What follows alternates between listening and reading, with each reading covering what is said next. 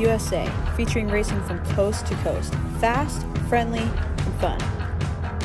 Come join us at ROK Atlanta, ROK Pacific, Florida Winter Tour, or ROK Vegas. ROK Cup USA, home of ROK Vegas and the original Florida Winter Tour. ROK Cup USA, serious fun.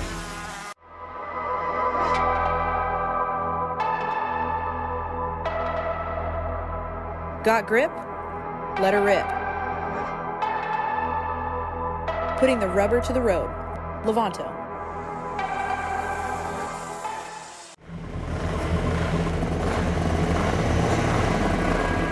From Italy for the world. Vortex Engines.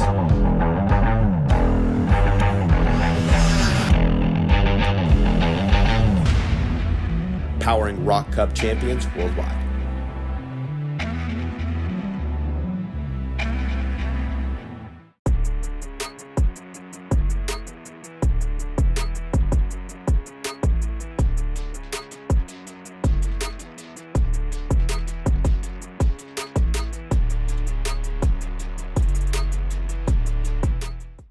Wrapping up the last couple rounds of practice here before qualifying for ROK Vegas takes place. And I've been away from karting for a little bit, so it's good to see familiar faces. Jordan Muster, you're a super familiar one.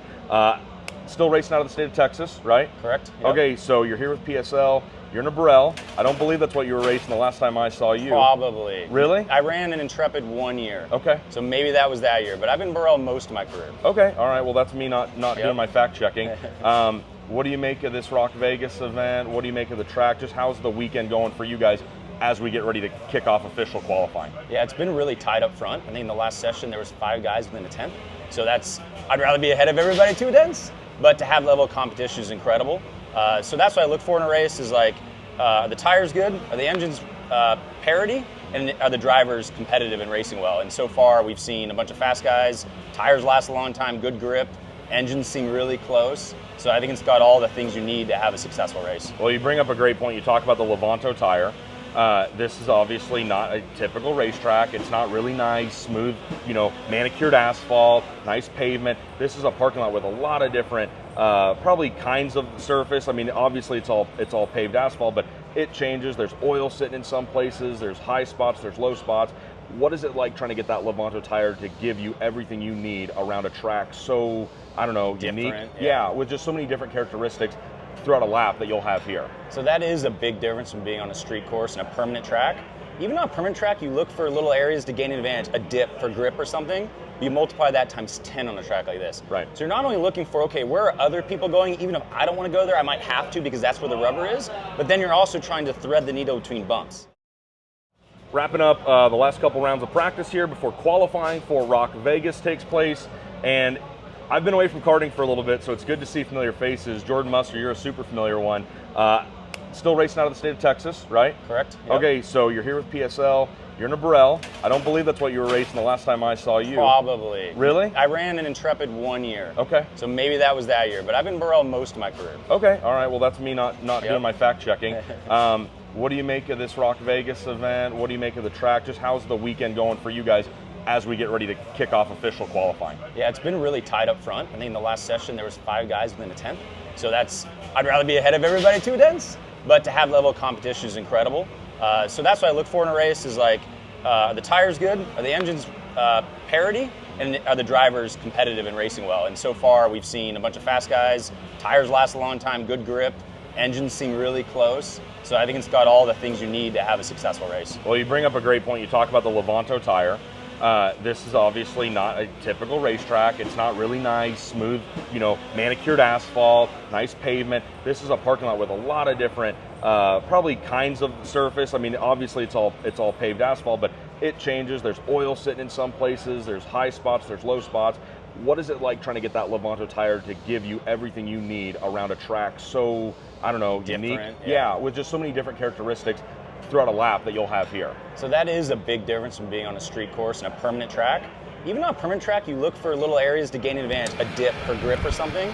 You multiply that times 10 on a track like this. Right. So you're not only looking for, okay, where are other people going? Even if I don't want to go there, I might have to because that's where the rubber is. But then you're also trying to thread the needle between bumps. There's several sections on this track where the preferred line is a bumpy line.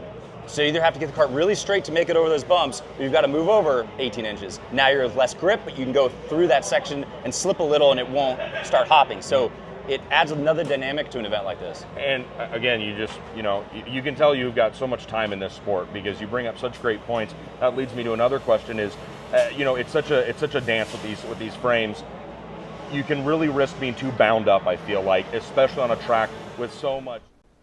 Welcome back, ladies and gentlemen, to live coverage of post-lunch racing here at ROK Vegas 2024. My name's Tony Laporta, and I'm coming to you from high above the main straightaway here at ROK Vegas. The shadows forming already as the afternoon sun shifts in the sky. This is heat race number 4, final heat race action, getting ready to start. Orsalon Racing, VLR Masters, lights are out, and we are racing into turn number 1.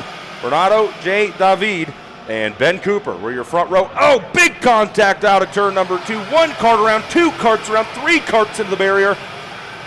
And it's a parking lot over at the top of the track in turn number 2.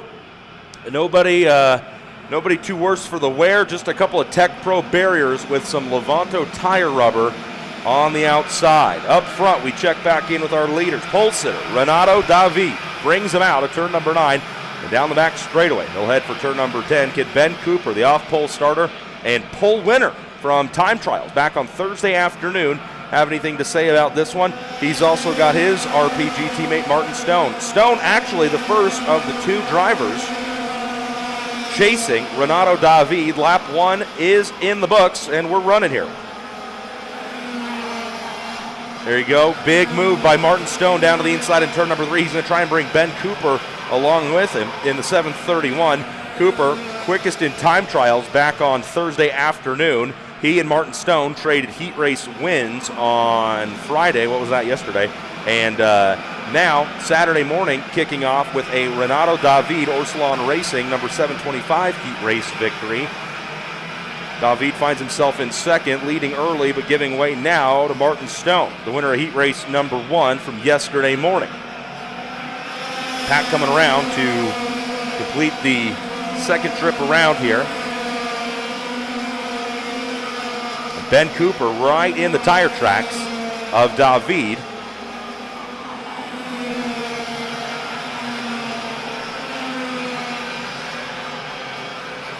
Into the infield, everybody playing nice, single file, everybody orderly here.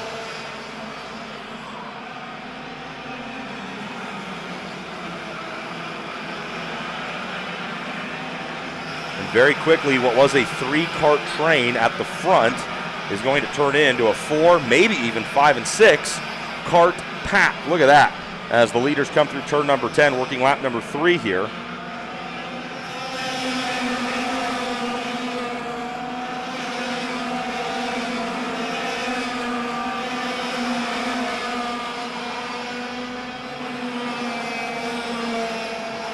And David in a ton of pressure right here, because whatever he does is going to greatly impact this entire race.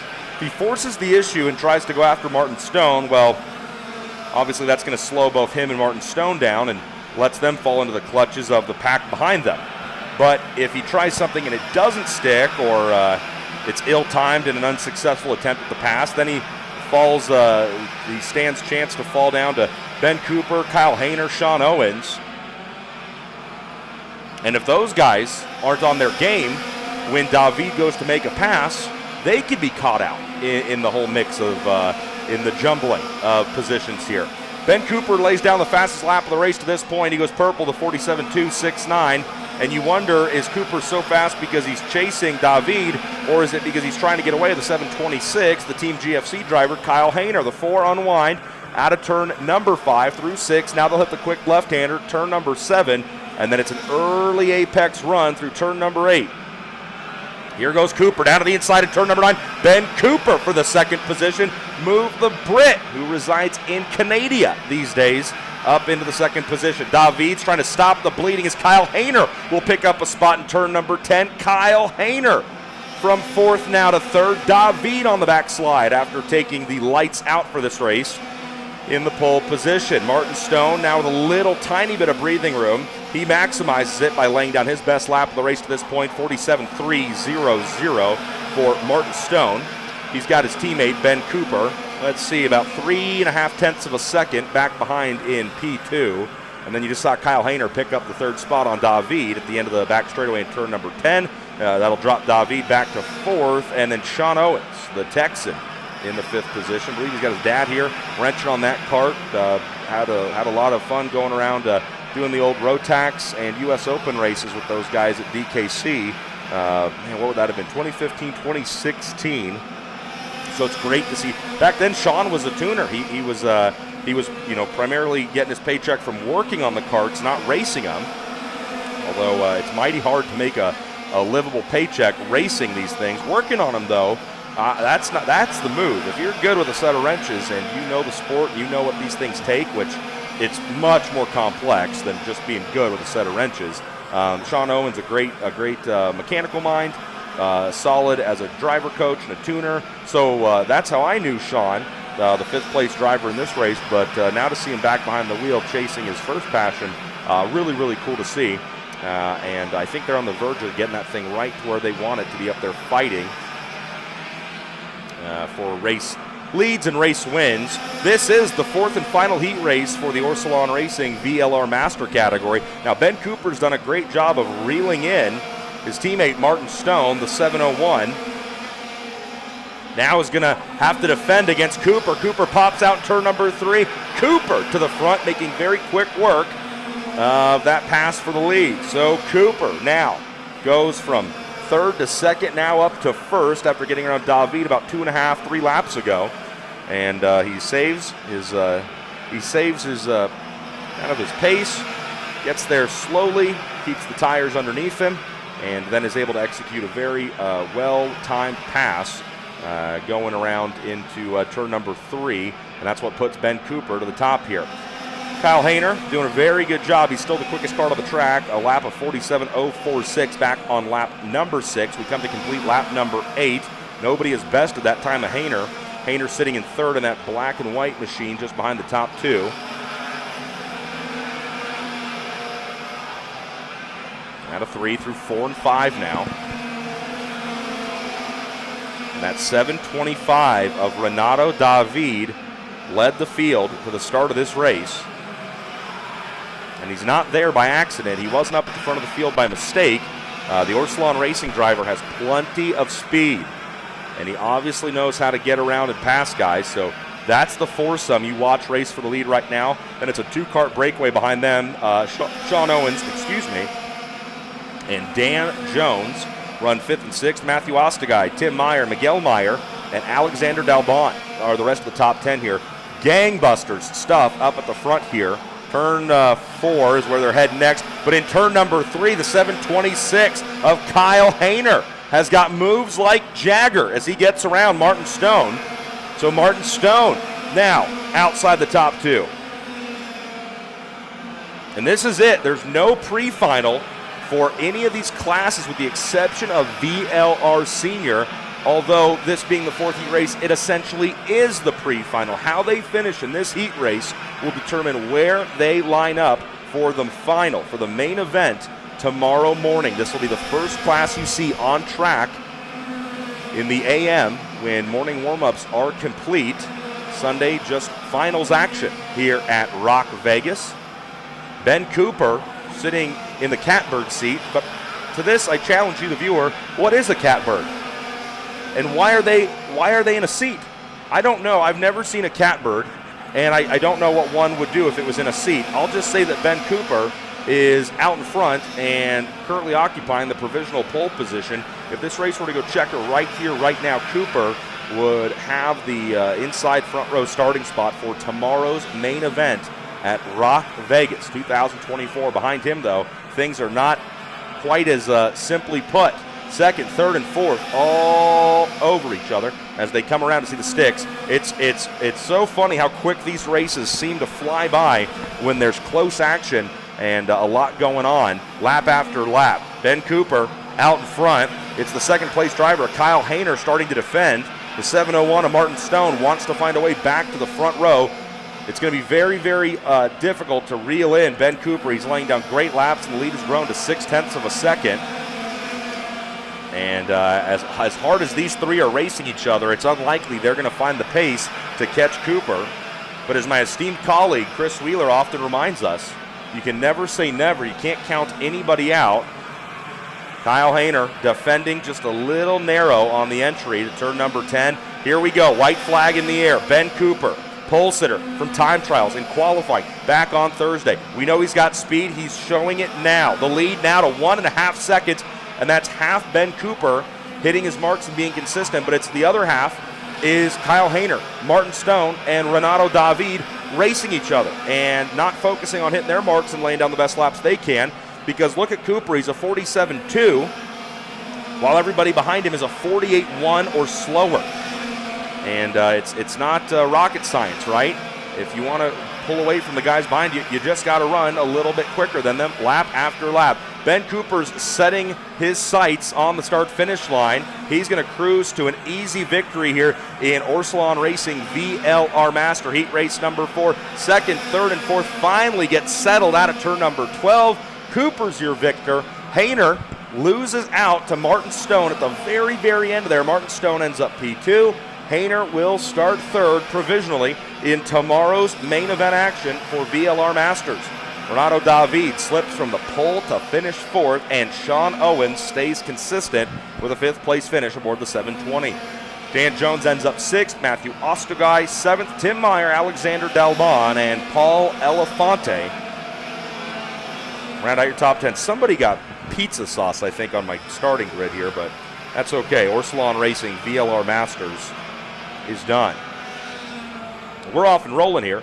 It's the last round of heat races for all categories with the exception of VLR Senior. They will run a true pre-final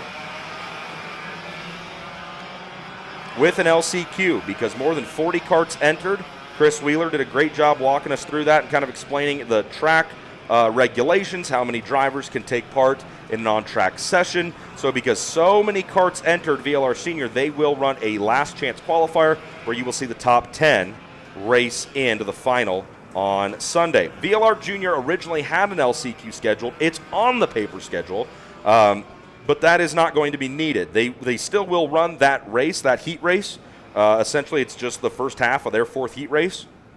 But all drivers in VLR Junior will compete later this weekend in the main event action on Sunday. Orsalon Racing VLR Masters is done. Ben Cooper is your winner. Got a chance to watch an interview before we came back live there. That was Jordan Musser. We saw him score the victory in Shifter Masters. That's going to be the third category coming up here in just a little bit. We'll talk more about that interview and what Jordan Musser's been doing when they make their way down to the grid and onto the track. But first, we have ROK Micro Heat Race number 4. Iker Alvarez and Zane Burgess are your front row in this one. George Ho and Win Godschalk make up row number 2. Then it's Zev Godschalk. You wonder if there's any relation between Win and Zev Godschalk. I'm not sure. We'll have to fact check that. Zev Godschalk starts 5th. Ethan Torres is 6th. Nico Salazar 7th. Liam Francisco is 8th, with Luca Beckrell and Tristan Francisco the top 10.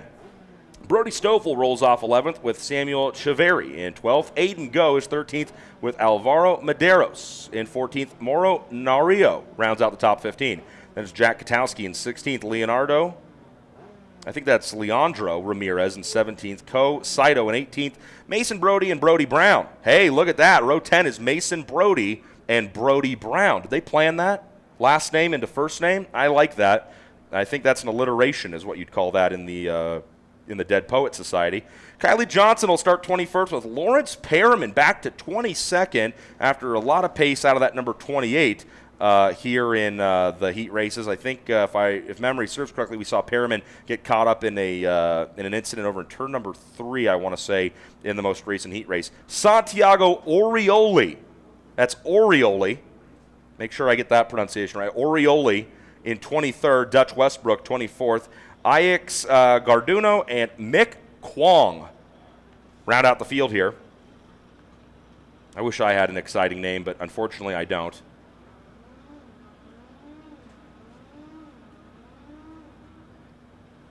And these drivers in ROK Micro are getting ready to take to the track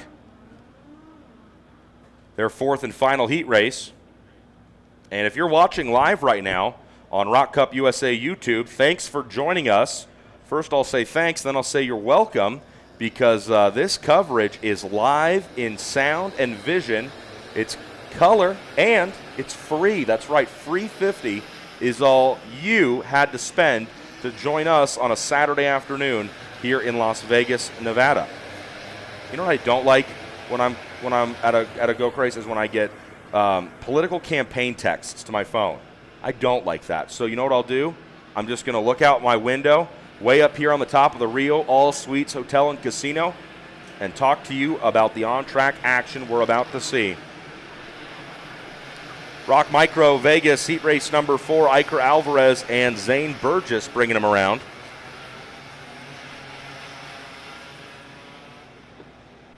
And down the back straightaway they'll go. They hit that delineation line out of turn number 9. That's when they need to be packed up and paired up. Great shot there as the field makes their way into turn number 10. Alvarez and Zane Burgess going to be your front row. George Ho and Win Gottschalk in row 2. Zev Gottschalk and Ethan Torres, row 3. Salazar, Francisco, Beckrell, and Francisco, the top 10. The micro drivers getting ready to do battle for the fourth and final time in heat race competition here at ROK Vegas.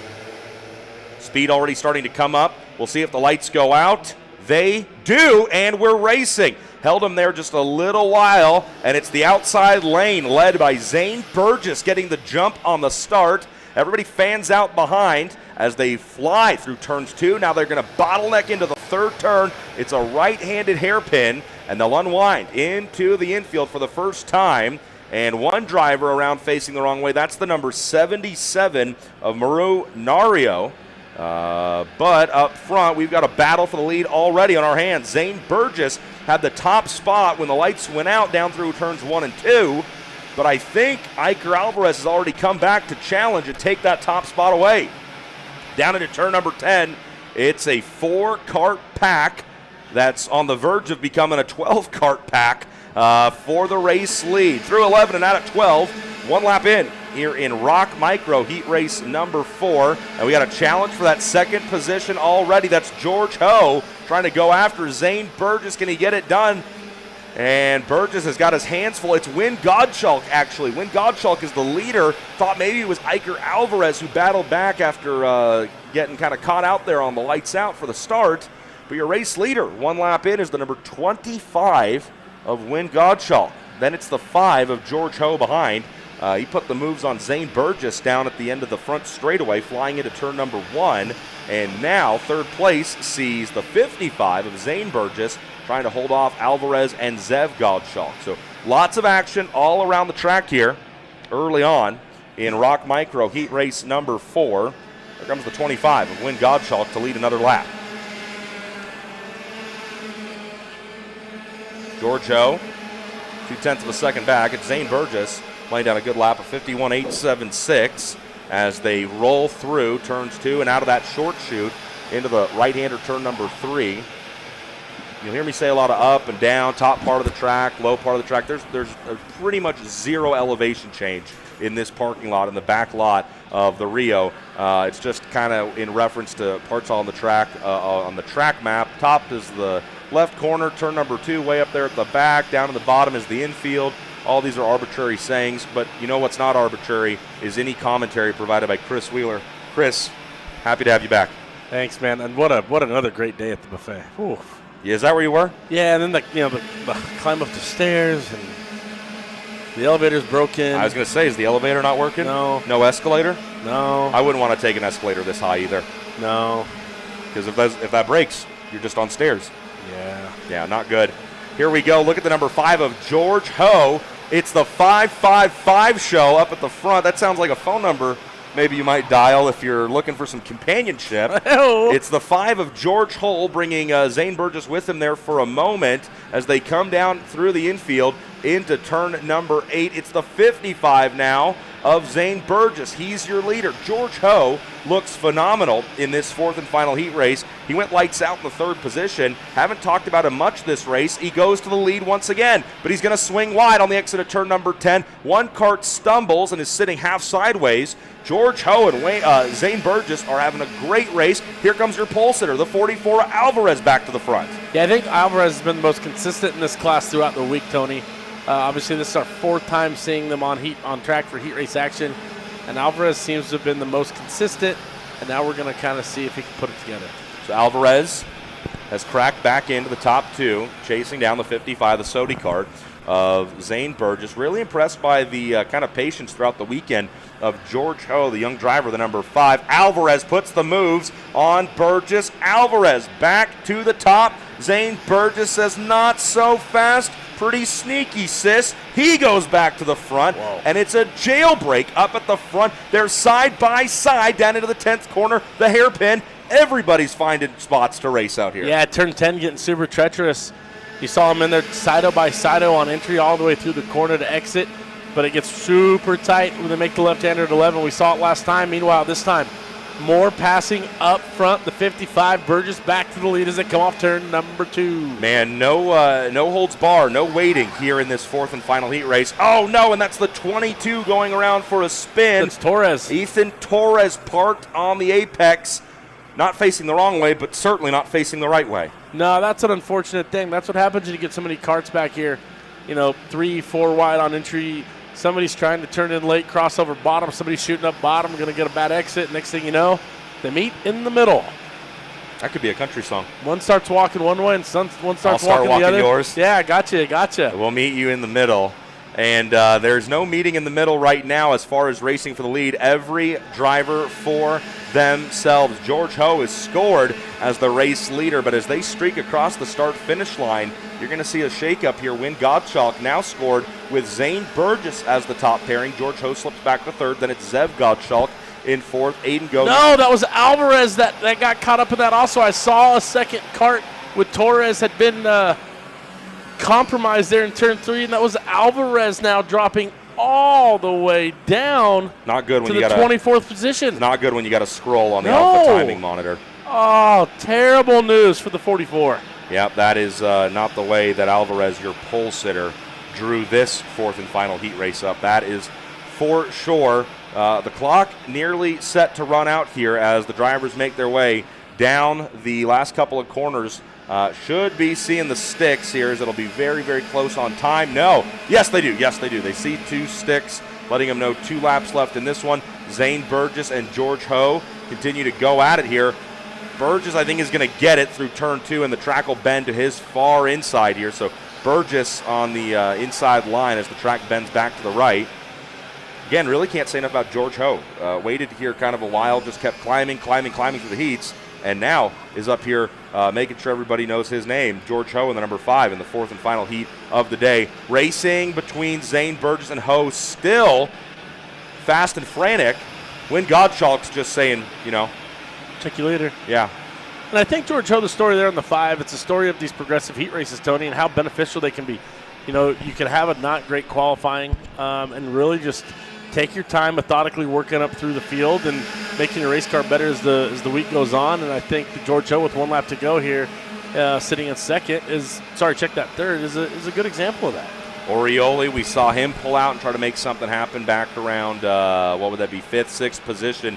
Just an absolute hornet's nest of our youngest age drivers here at ROK Vegas trying to sort out. This is it. Where you finish in this heat race is where you start in the main event tomorrow morning for ROK Micro. This will be our second main event of the morning.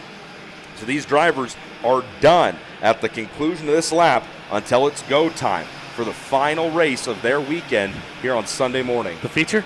The feature, I know, I keep wanting to say the feature so bad. Yeah. Did I say feature? No, I did. The final, the feature, the main event, all of it. Through 10, out of 11 and into 12, jockeying for position continues, but not for the race lead. Win Gottschalk handedly scores the victory in ROK Micro Heat Race number 4, 3.2 seconds. Wow. Back to Zane Burgess in second. Yeah, that'll be Dutch Westbrook, George Ho, and then Zev Gottschalk, your top 5. This one's going to be interesting. I'm going to kind of do a little scroll here. Yeah, so that contact took out Alvarez, who had been the most consistent through the first 3 races. Alvarez is going to come from the tail of the field. Check that, 24th. Lawrence Preman issues there on the last lap, or maybe the last 2 laps. Going to end up 25th, but Alvarez coming from 24th tomorrow. That one's going to be one to watch. So Rock Micro is done until they're back on track for their main event tomorrow morning. Good racing there. You've so far seen VLR Masters, brought to you by Orsalon Racing and Rock Micro. So coming up next, Rock Shifter Masters, and people who tuned in, thank you very much, Miss Becca, for the starting grids. A couple of junior classes there we had to work out, but if people tuned in a little early before we went back live, they were watching an interview with Jordan Musser that we got to shoot inside the PSL karting tent. What would that have been? Thursday? Yeah, Thursday, right before qualifying. And Jordan's a great guy to talk to, Chris. He's a veteran of the sport. He was talking in that interview just about really searching for what they want their chassis to do. And that's not necessarily a Burrell-specific thing, but just the tightrope you walk on a parking lot track like this. And I got out during lunch to take a stroll. I don't know what you've expected as far as the Levanto tire rubber getting put down, but sometimes late in a weekend like this, you see the corners getting really darkened up. You know where all the rubber's getting laid down. Went around, took a walk out there. Not as much, foot sticking to the pavement as we thought. So I think that just shows a really wide and even disbursement of the Levanto tire rubber. Drivers are still bragging about how much grip they feel like they have underneath them, but it's not like it disappears after 2 or 3 laps. Yeah, it seems like it's been pretty consistently spread over the surface here at the Rio, and I think that we're going to see it. The sun's out now. As I look at our track temp gauge, 68 degrees ambient, track temp sitting around 92, 95. Sun's been beating on it for a while. It's going to start getting pretty greasy now. Yeah, exactly. With that tire rubber, after sitting overnight, when we saw a ton of it get put down yesterday, through 2 rounds of heat races and a morning warm-up, you're going to want to look that Jordan Musser interview up. And we'll play another one later on with Gary Carlton, and he talks a lot about just kind of the driving mentality. Not so much chassis setup and things they're looking for technically, but Gary spends a little bit of time talking about what it's like as a driver racing around a barrier track, and we'll get into those a little bit later on. This is our next heat race of the afternoon. Rock Shifter Masters is there in the starting grid, ready to roll out, and this is it for all of these categories. This is their last on-track action until main events tomorrow. And you see the wind starting to pick up. It's so strong it blew my lunch right into my lap. Chris, I wasn't in the buffet with you. Ooh. I was out here eating in the elements, and kind of beat me up a little bit.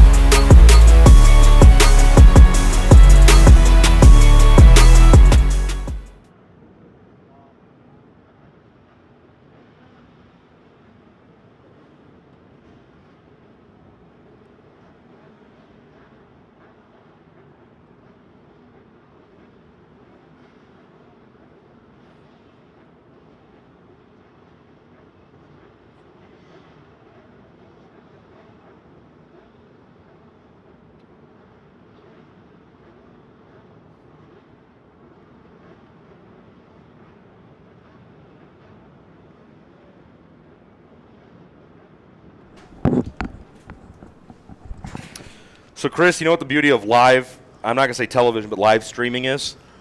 You can be corrected. Oh, yes. So it sounds like I wasn't here for Yeah, that. you're right. You definitely weren't here for that. There's no argument there.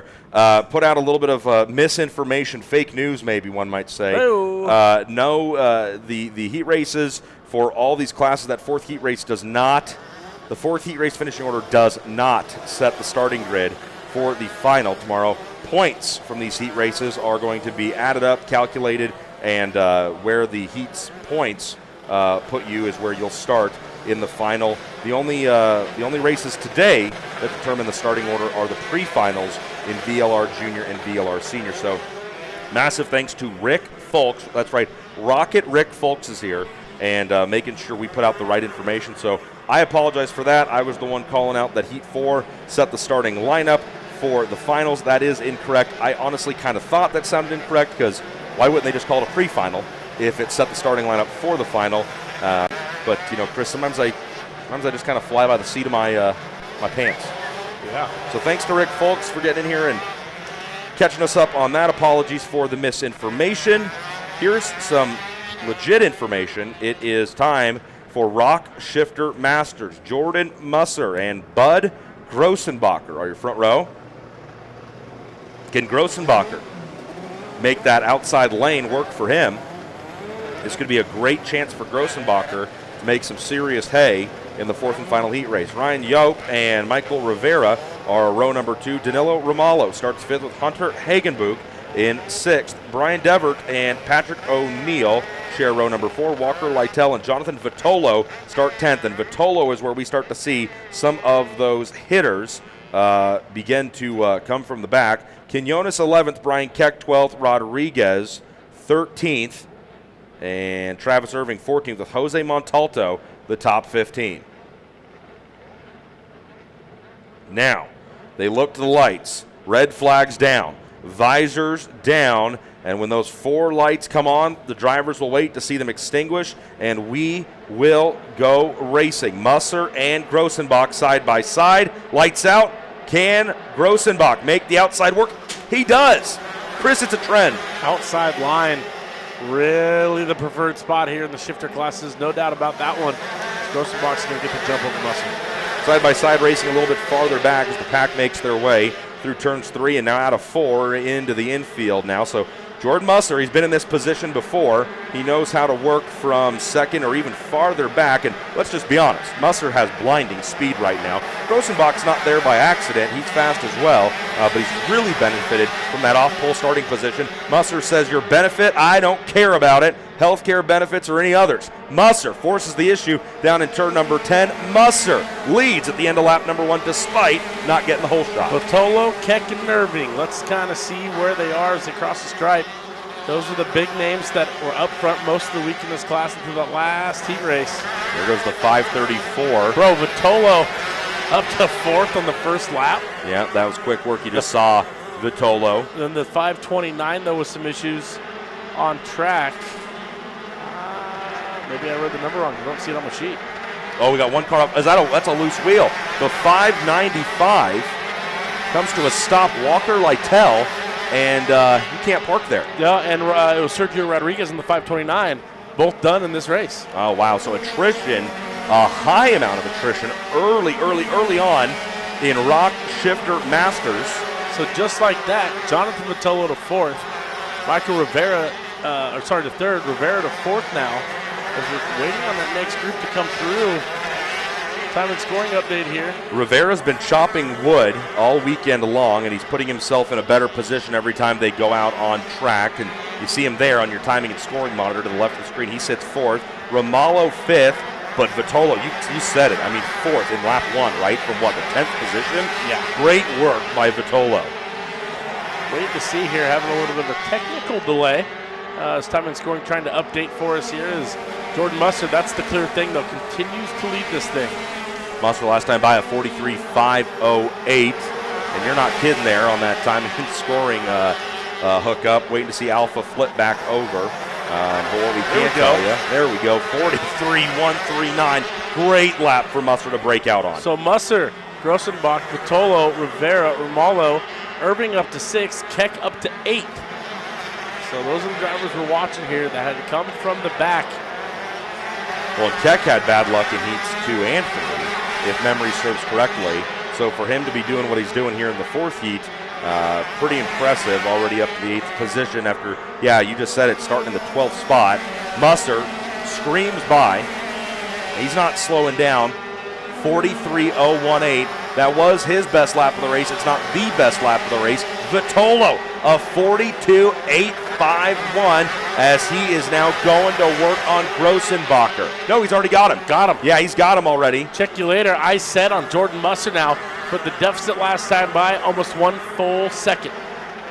Yeah, but plenty of time with just under 6 minutes. Never say never, right? That's what somebody I once knew told me. And the leaders streaked down into turn number 10, out of turn number 10 already. Let's see. I think Vitolo's got a hot rod underneath him. Big swerve right Musser. there. No, that's not that's Musser. lap traffic. Yeah, lap traffic. I made that mistake later in the morning. We had an accident, I think, in Mini, and I got confused and thought we had a massive out of nowhere loss of the lead. That's the 5:29. That's Sergio Rodriguez. Yeah, good on Rodriguez to get out of the way and not affect this race. Keck up to 7th, Yope up to 6th, and Irving back to 8th on that last lap. But Musser turned it back up, 42.830 to a 43.129. You're looking at 2nd, 3rd, 4th, and 5th on your monitors right now. Romalo in P5 chasing Rivera in the 4th position. And Romalo could do something with Rivera here. I think he's definitely close enough. And then in 3rd is Grossenbacher. 2nd is Vitolo, 1.3 seconds. The lead grows. Wow, surprising. I did not think you'd see the lead grow, especially not by that much. Uh-oh, here comes Brian Keck now. 42.810 goes purple up to 6, gets around Yope. Keck has his head down trying to run down the lead pack here. Yeah, great lap there by Brian Keck, but I don't know if I should say that I'm surprised. Musser's deadly fast all the time, right? But Vitolo was just ripping laps, getting by karts. So kind of expect to see Musser's lead shrink once Vitolo got back up to clean air. But you cannot ever underestimate Jordan Musser. Yeah, Musser probably felt, time to go here a little bit. Just under 4 minutes to go in this heat race, and he knows, he's been doing this a long time. He knows what decisions to make and when to push. But Brian Keck goes faster again, 42.6 now. 42.6, that's 0.3 of a second faster than your leader. Yeah, Keck is coming on strong here. So the first driver Keck will go after is the 518 of Romalo. There goes Musser in 1st. Vitolo in 2nd. Grossenbacher in 3rd. There's Keck at the back end of this thing. He's got 5th and 4th lined up right in front of him. Yeah, so we're going to try to watch that battle for, what would that be? 4th, 5th, and 6th 4th, here. 5th, and 6th. There goes 1st, 2nd, 3rd. Now that 4th, 5th, and 6th pack coming by turn number 1. Great pickup right there as we hang with the 511 Rivera, the 518 of Romalo, and the 502 of Keck. Keck went purple for the 3rd straight lap, 42.633. Only person is shy, honestly, the only fast lap close to him is the 2 leaders, 42.8. So he's 0.2 clear of them, almost half second clear of those around him. Romalo's got to go, and he pulls the trigger there. Romalo down to the inside of Michael Rivera, move the 518 from 5th now to 4th. You got to imagine Keck's going to try everything he can right to here. Come along for the ride. Gets the door shut on him by Rivera into turn 10. Plenty of time, though. Plenty of time through 11 and now 12 to the front straightaway. Quick update for you here. Lead now 1.9 seconds from us over Vitolo. Wow. Another second back to Grossenbacher. This is the battle right here. 4th. Oh no! That's Rivera into the barriers hard on the exit of 2, and he ran quite wide on the exit of 1. Yeah. He was kicking up dust right alongside the barrier, way wider on corner exit than we'd seen anybody all day. Not sure if the back end was just coming around, getting away from him, a tire possibly going down. But he paid the price on the exit of turn 2. Big impact in the barrier. Yeah, that one's going to not feel great on Monday, I can tell you that. What that did is it allowed Keck obviously to get through, but Keck even checked up there for what he saw happen in front. Didn't want to get pulled into that nastiness. Lost a little bit of ground to Romalo. 1.9 to now 2.3 seconds. The deficit from Musser back to Vitolo.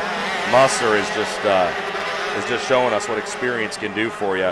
Pretty impressive stuff. Yeah, 2.3 seconds is quite an advantage just late into the weekend. And again, want to just correct some bad information I put out. It is not where you finish in this 4th heat race sets you up for the final. It's a accumulation of points from the heat races. Low point man will start on the pole of the heat races. So yeah, if it were a pre-final, they'd call it a pre-final, I guess, is the lesson out of that. Yeah, good point there. Meanwhile, still a little local yellow. Looks like yellow flags might be clear over in turn 2 finally. Keck went Purple again. purple last time. 42.4 now. Oh, my goodness, this guy. 2/10 clear of anybody. Danilo Romalo ran 42.6. He was running P number 4. That was his best of the race, but still 2/10 slower than the cart that's chasing him out the back. So with 20 seconds and some change left on the clock here. They're going to get an extra lap out of this. Yeah. It's only going to take about 10 seconds from turn 10. You do that math? You've been timing them? Yeah, well, I did it earlier. And you're right. Across the line, Jordan Musser is going to work 3 to go here. I hate it when I get it right, Tony. I'll tell you this. I think they better paint Brian Keck's go-kart purple because he has just been flying here in this fourth and final heat race. Get it? Because he's been going purple so often? Copy. That's a joke. So Grossenbacher dropped 2 spots there. Romalo and Keck both advanced up 1. So Romalo up to 3rd, Keck 4th, Grossenbacher down to 5th, Yelp 6th, O'Neill, Devert, Hagenmook, and Irving. The top Irving 10. continues to drop. He had a good start, started to move up. Obviously, he's in front of this group all week long. Just not having the Heat 4 that he wanted. So here we go. They'll see 2 to go this time by. And I think the cameras are doing a pretty good job of showing it. But Chris, these Rock Shifter Masters, the Rock Shifter Pros, they are incredible machines, and they just fly around this parking lot in the Rio. It's wildly physical. I don't think people watching who have never done it can understand. This kind of racing really takes it out of you physically. Yeah, it's a pretty physically demanding track. Super tight, technical, the bumps, shifting, upshifts, downshift, braking zones go. A lot of G's on the body. Power to weight ratio, incredible in these machines. And these Masters drivers are doing a good job of holding on. And it's not just the track, which I do agree with you completely. This is a very physically demanding track, but really this is the kind of racing. These shifter karts are so tough on your body, and it's a lot of work to be fast on one of these things. No power steering, no power brakes. Nada. Whatever you do with this machine, you're doing it with your body.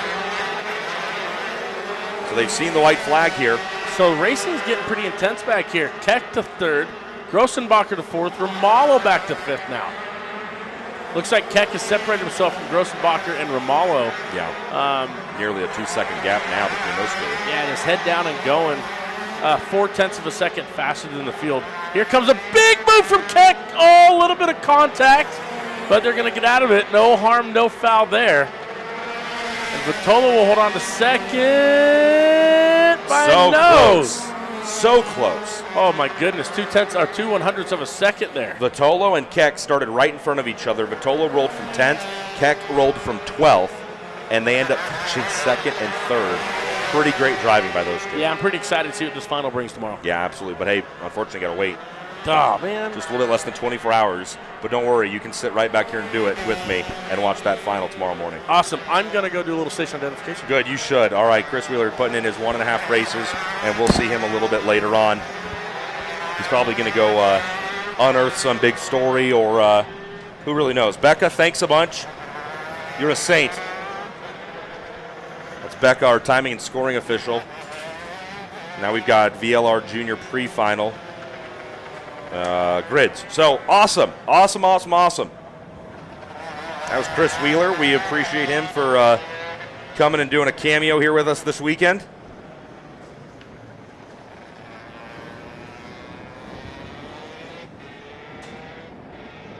And we're rolling.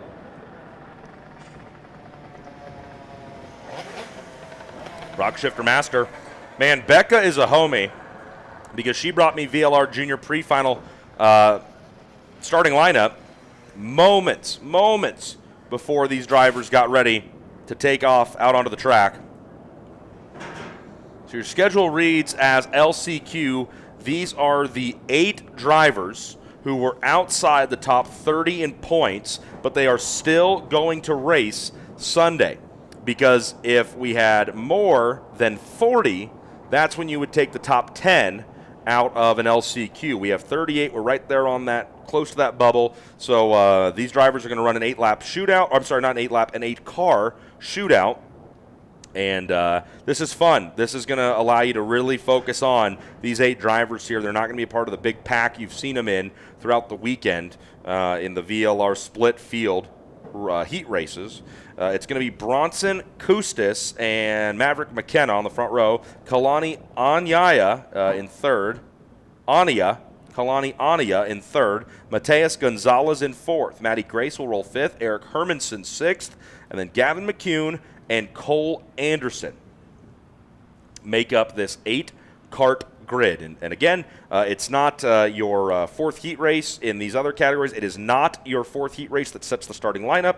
It is an accumulation of points from the heat racing. But here in these VLR junior and VLR senior classes, there is a pre-final. This is the VLR junior, let's call it the pre-final. And right after this, you'll see the real pre-final make their way out onto the track. You are now looking live through the lens of Jason Lorea, the leader of our production here on ROK Cup USA YouTube. Jason and his team do an absolutely awesome job every single round of ROK Cup racing that you get to watch on ROK Cup USA YouTube for free. Jason and his staff come all the way out from California. I say all the way out because I'm used to talking about it at the Florida Winter Tour. They flew and transported a bunch of material from California out to Florida every single weekend of the Florida Winter Tour. They've made the much shorter drive for some of them, out here to Las Vegas to bring you a free look. Look at Dom Martinez with that number 1 up in the air. He's number 1. That's what I say. And the fact you can watch this race for free, that's also number 1. So Jason, he doesn't just set everything up and then kick back. He sets everything up. He troubleshoots. And now he is bringing you a live look down on the starting grid for this, the VLR Junior, what would have been the LCQ. There we go. That's the man taking a knee. He's got the monopod.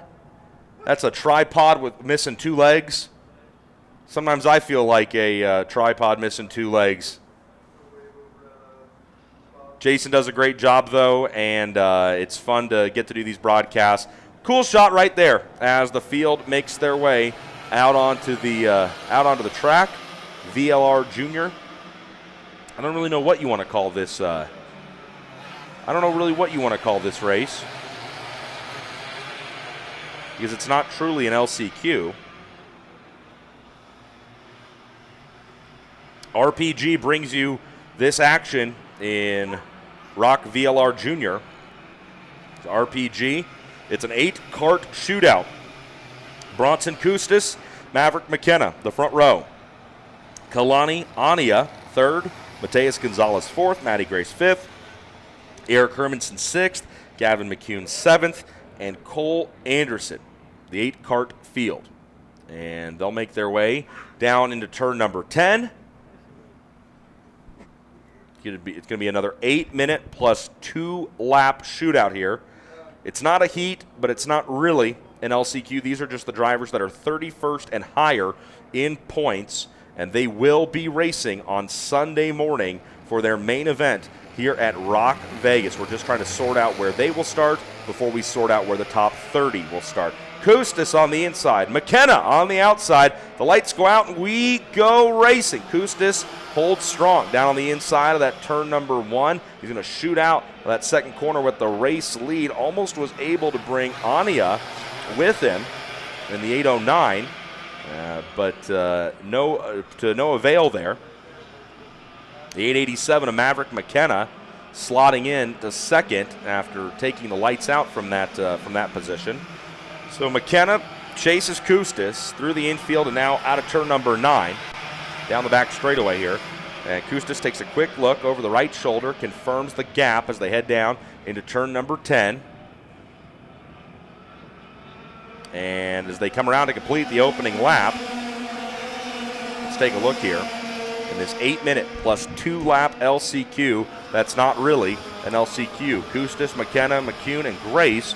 Gavin McCune up from 7th, according to our timing monitors, in the 8:37, and confirming now visually, Gavin McKenna's gone from 7th to 3rd in the first lap, Chris.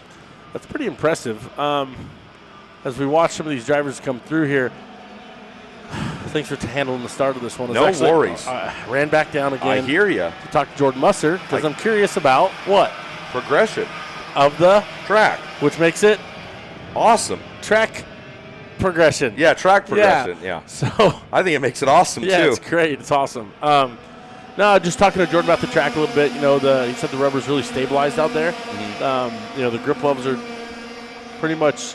He doesn't know how much more they're gonna get. Okay. But now that the heat's on the track, it's starting to get greasy. All right, look at this. Maverick McKenna popping out on the inside. McKenna to the race lead over Custis.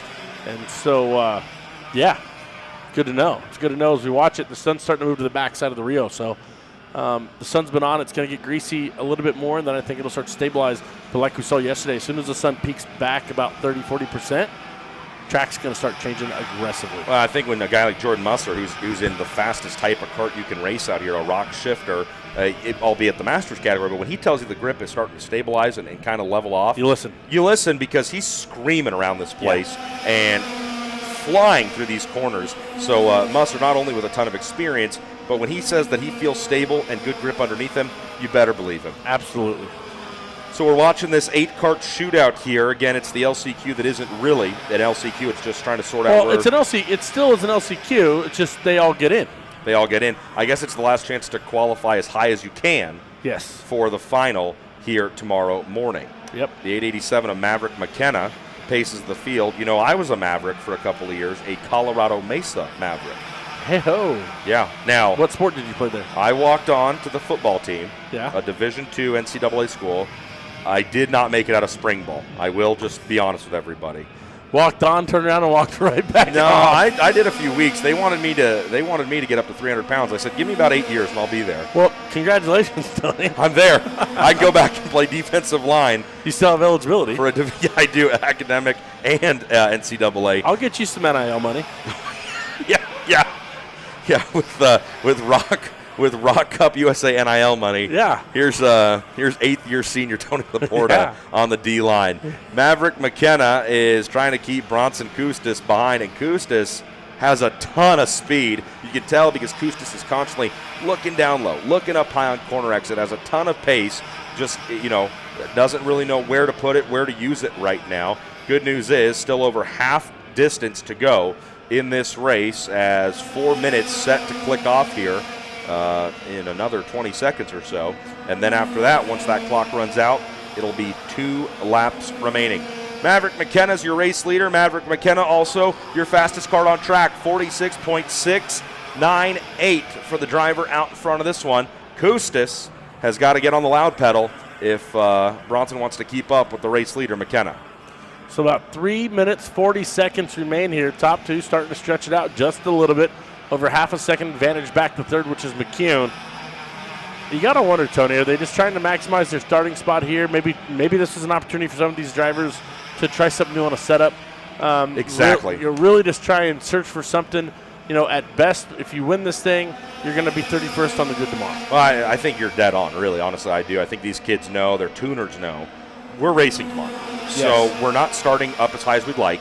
So let's treat this as a practice session. Yeah, of course. Let's try some stuff. Let's see what we think about it, and let's take it with us into the main events tomorrow. Yeah, I mean, as we've seen, right, anything could happen tomorrow. Any one of these drivers could drive this thing back up to the front. Yeah. I mean, these finals tomorrow are long finals. I know you're looking forward to that. You want to be able to see a lot of laps getting put down, but not to always bring sprint car racing back into it. But, sprint cars have dashes in the winged world, and, I'm not the biggest fan of a dash. And some of the drivers will straight up tell you, yeah, it's the top 8, top 6 cars. They're all locked into the feature. They're going to start in the top 8 or the top 6, however many of them there are. And some of those guys go out there and they just straight up say, we're using this as a practice session to get our cars a little bit quicker for the feature later on that night. I think some of these teams and drivers are doing that exact same thing. Yeah, this feature tomorrow for the VLR classes will be 13 minutes plus 2 laps.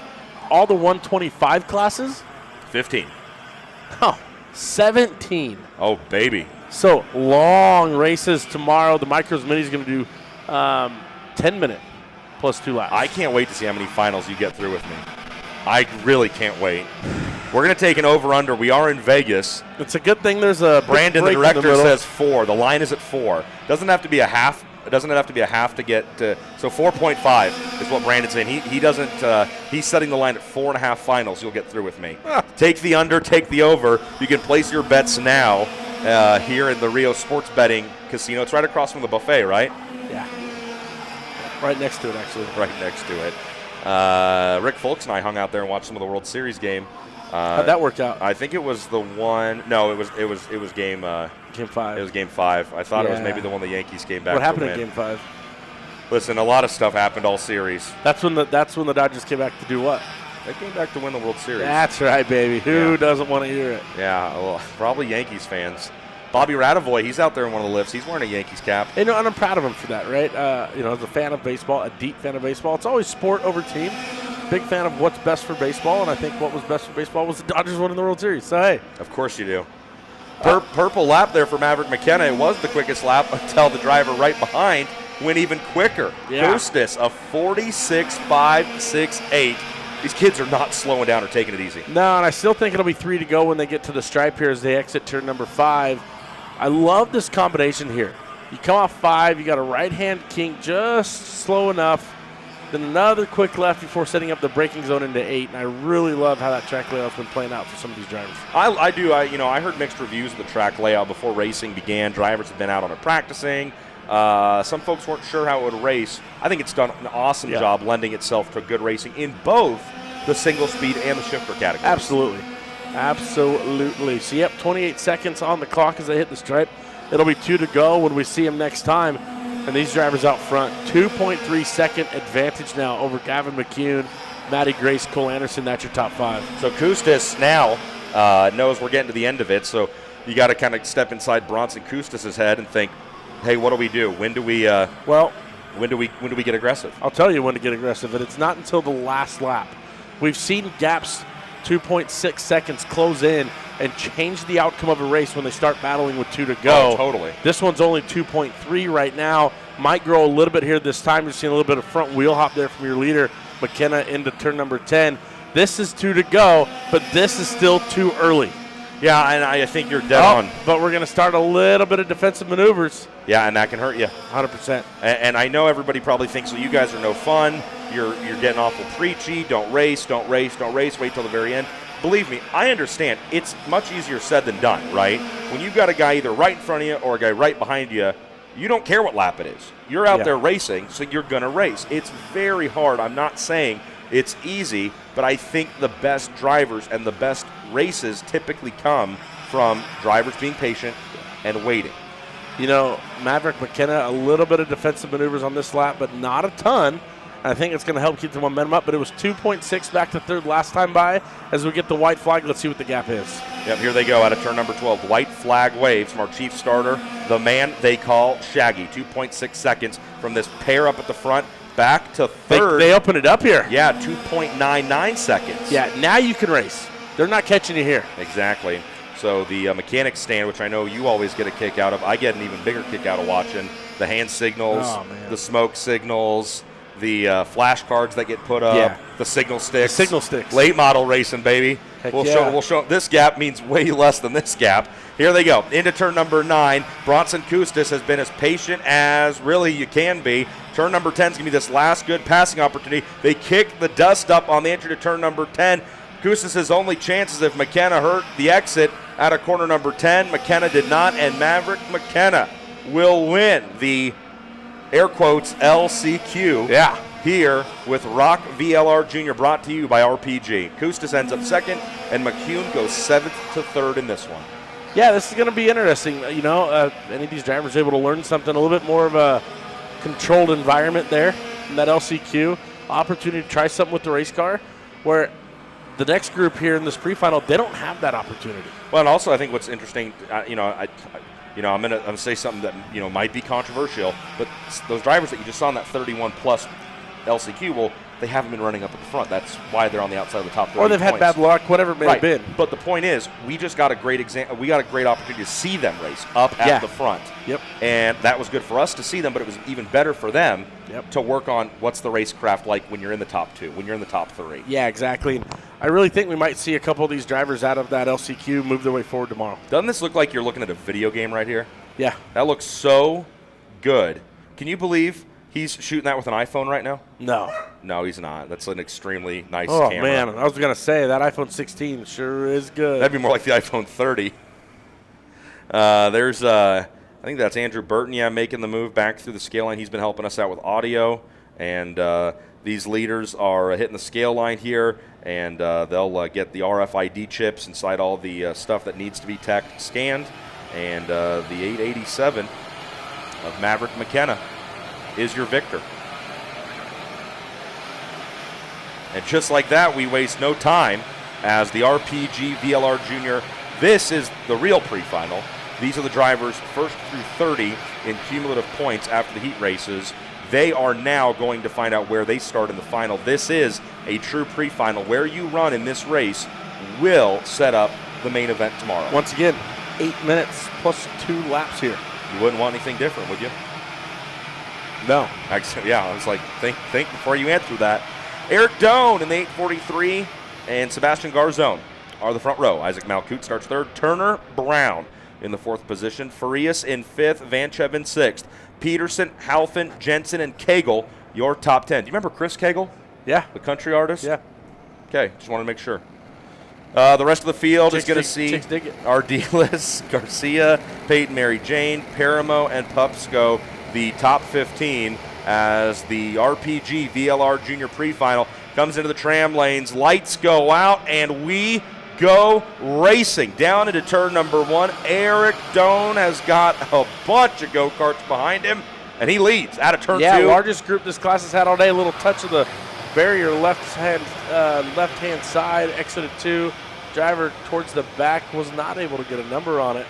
Oh, they're stacked up now in 3, though. Oh, my goodness, Tony Laporta. Yeah, it's a lot more than one number you're missing out on right there. It's a couple. That's going to be the Orsolon cart, the 850 of Garzone, getting up to second for about one corner before getting back into a fight there with the 879 of Malkout. And I think you're also going to see Turner Brown involved in this battle. Look at the shadow starting to get cast on turn 10. Yeah, track's going to start changing quickly here. Well, and look at it, how much sun and heat are on entry to turn number 10, and then the exit where all that rubber is still sitting, cooling off a lot. Doan, Malkout, Garzon, Farias, Butcher, Vanchev, Ardiles on a good recovery here. Halfin, Peterson, and Cagle, your top 10. They unwind the steering wheel, run out at turn number 10. Yellow flag still waving over in the turn 3 complex. Officials watch. Oh, another cart getting picked up over there in turn number 4. Those local yellows, there are rules there. You cannot pass or advance position in those local yellows. So these drivers have to be very mindful, very, you might say, demure as they go through a local yellow area. Man, what a guy. Look at that. You've been saying it now. I've been saying it. Everybody's been saying it. Everybody's been saying it. So lap number 2 quickly coming to a close here. And Eric Doan out in front, but Malkout, we've seen great speed out of Malkout all weekend. And let's call that a half a cart length, maybe less. Farias lays down his best lap of the race to this point of 47.337, but it's Halfin going purple, 46.740 for the young driver in the 8th position. 2.8 seconds. That's the gap from 8th all the way to your leader, and anything can happen if you're in the top 10 still. Yeah, 2.8 seconds later on in this race is going to be a lot of time. Right now, with as tight as everyone's gap, it's not really that much time. Turner Brown showed us some good speed all weekend long, trying to maximize that and what they've learned. Brown in the 4th position, Garzone on an island all by himself. In P3, Malkout with a big head of steam out of that final corner. Can he do anything with it? Maybe, but he decides to wait another lap. Yeah, just kind of sitting here, right? Oh, there he goes. Check that. Malkout here in 3. Doan doesn't want to give it up. But he has to. 0.8 of a second was the gap to Garzon, and now here comes Garzon. Malkout back to the bottom. Malkout got really defensive right there. That one driver's telling you kind of what happened out there on track, using his hands, talking to the tuner, back on the mechanic stand. But yeah, Malkout had a big head of steam out of turn 12. I thought he might try to go for something in turn 1, but you carry so much straight line speed all the way up to that hairpin in turn number 3. Yeah, you just try to keep the momentum up all the way there through 1, the short shoot into 2, and then to the braking zone in 3. And so far, it's been working out for some of these drivers. Now, what does Doan do? Can he replicate the move as they fly across the start-finish line? Less than 5 minutes to go in this one. Doan could try to do to Malkout what Malkout did to Doan, but he's going to wait because he knows that Garzone has closed up. Turner Brown is closing up. Farias is closing up. And this is accordion effect racing. If there ever was a kind of racing that was described as accordion effect, it's single speed sprint karting. Everything is momentum-based. Everything affects everything. This is like the butterfly effect of motorsports. Yeah, and the 100cc engines, really takes a lot of finesse here. Now, I want to ask you something. I don't know if you had much tuning experience when you were in karting full-time. Did you do much with air-cooled engines? That's where it all started with the old Yamaha KT100. So with the water cool, you can rip the tape off. You can get that back to the desired temperature range you really want it to. Is there any way to do something like that with an air-cooled engine? Just the carburetor. Okay, as far as how much fuel you're putting into it.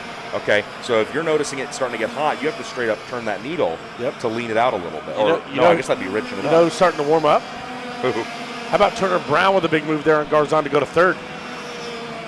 Oh, yeah, he did. Don't look now. Turner Brown also went purple last time by. How about he was 0.3 faster than Garzon and 1/10 faster than your 2 liters? Shadow's getting longer and longer here in turn number 10. Remember, we had that one long delay yesterday in Mini, I think it was, for a red flag with an incident including a corner worker, and that put us almost, I think, more than 40 minutes behind schedule. Of course, knock on wood, we're going to be able to finish on or ahead of schedule today, and you really just hope that, because the racing is so good, you don't want to see delay, you don't want to see anything get hung up or slowed down, and Malkout is not getting slowed down or hung up by anything. Eric Doan, I'll tell you this, I have never had an easier time identifying drivers than ones like Eric Doan, Zachary Clayman DeMello, Danny Formal, because those light green gloves. Big fan of it. Yeah, very easy to identify. An old guy like me that can't see very well. Hey, I've got glasses too, I just don't wear them. Might try those for the finals tomorrow. Maybe they'll help me keep track of the lap count, who knows.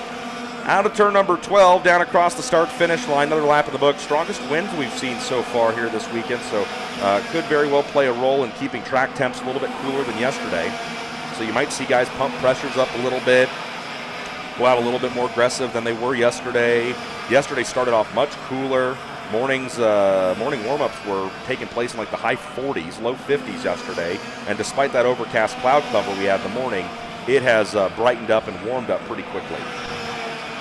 Exit here, turn number 9. Once again, your leader's now 1.2 advantage. That's Malkout and Doan over Turner, Brown, Garzon, Farias, Vanchev, Peterson, Haufen, Cagle, and Ardiles now in the 10th spot. Ardiles, we saw him, he had that mechanical in Heat 3. Hurt him, I think, as far as driver lineup for this one. And boy, oh boy, luckily he's able to kind of bounce back a little bit. I think the thing on everyone's mind, Chris, late in this VLR Junior Pre-Final brought to you by RPG is, why aren't you wearing the ROK Cup polo you were supplied? I think it was more of an Italian size, and I'm more. It was definitely more of an Italian size. And I'm definitely an American size kind of guy. Yeah, it's the same reason I'm not wearing it.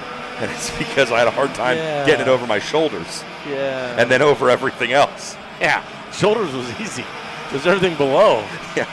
Yeah, so they're good-looking shirts. They're awesome. They're comfortable. I just got to cut about 40 pounds. Yeah, you got to lose a micro driver. Yeah, I mean, come on. Let's not put a title on it, you know what I mean?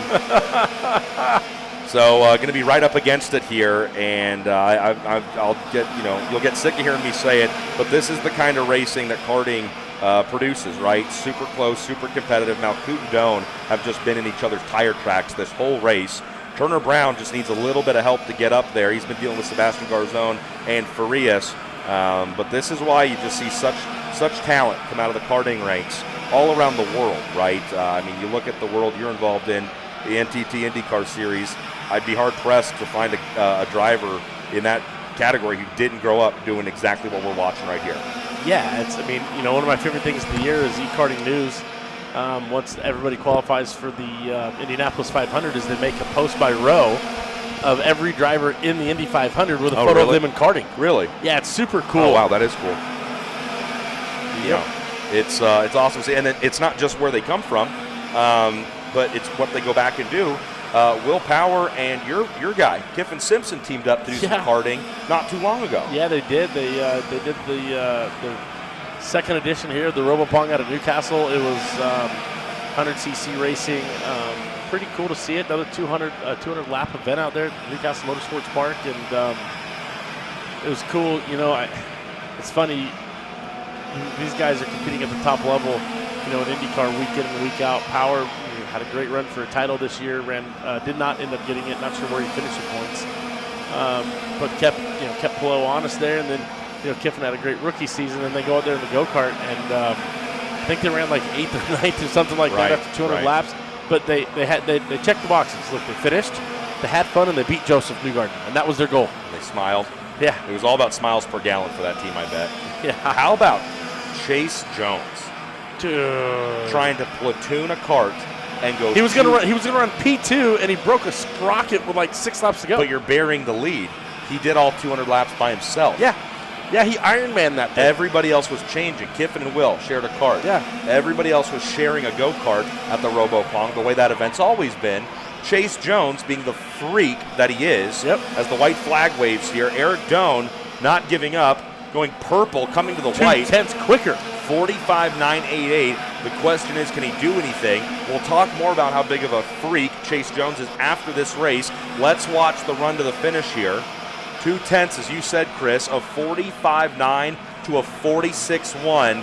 I think it's going to have to be a hero move in turn number 10. I don't think Doan's going to make it. I don't really think he's going to push for it. He's running second in the pre-final. He's got a long day tomorrow, sizing up his competition. I'll be honest, give credit to Malkout. The last 6 laps, Malkout has been able to open up a 2-3 car advantage and just kind of sit there. Yeah, absolutely, and you called it, right? And Turner Brown, though, ran him down quite quickly. Yeah, Turner Brown got away from Garzone, but just couldn't get all the way up to Doan and Malkout. Checkered flag waves here in RPG VLR Junior pre-final racing, and it's Eric Doan hot on the heels of Isaac Malkout. Malkout your winner. Doan second, Brown third, Garzone fourth, Farias fifth, Vanchev sixth. Look at this Hucklebuck coming across the line. Vanchev seventh, Peterson eighth, Cagle, Halfin, and Drew Jensen. The top 10 as RPG Vegas Junior VLR pre-final is complete. Good stuff there. That'll be a very, very fun category to watch when they get back on track tomorrow. And Chris, just like that, we are just about at the halfway point for our 4th and final heat races. You probably don't want it to end, do you? I don't. I know. I can hear it in your voice. Good stuff there. Hey, put a bow tie on what we were talking about. Chase Jones with a freak mentality of saying a 200-lap go-kart race, everybody else is teaming up and sharing the cart. No, I'll do that by myself. Yeah, I got this. And what was it? What did you say, 6 laps or something to go? Yeah, within 6 to go, broke a sprocket. That's tragic. Chase Jones, Billy Vincent, they're doing awesome stuff with Team MPG. Chris was talking about that a little while ago. MPG standing for My Parents Garage, where Billy and his brother, what's Billy's brother's name? Brett. Yes. The Vincent boys started racing go-karts themselves out of their parents' garage. The team today is called MPG My Parents Garage, and Chase Jones, a big part of that effort as well. He came in and did a little bit of what you're doing with me back at Homestead, Miami. Chase Jones, almost as good as you, and almost as good a head of hair on that guy. So really? Yeah, Chase did a great job. Interesting. And now you see a live look at the scale line for the RPG VLR Junior pre-final. They are done. A few conversations taking place right there. Hey, where are you going for dinner tonight? You want to hit the arcade later? Yeah, we can't, do anything on the main floor. Let's find out what's going on Circus. Hit some roller coasters. You going to do that zip line from the top of the Masquerade down to the Empanada Towers? Tony, I would if it was still there. Did they take it down? Yep. Good, thank God. Yeah. That's the scariest thing I could ever imagine.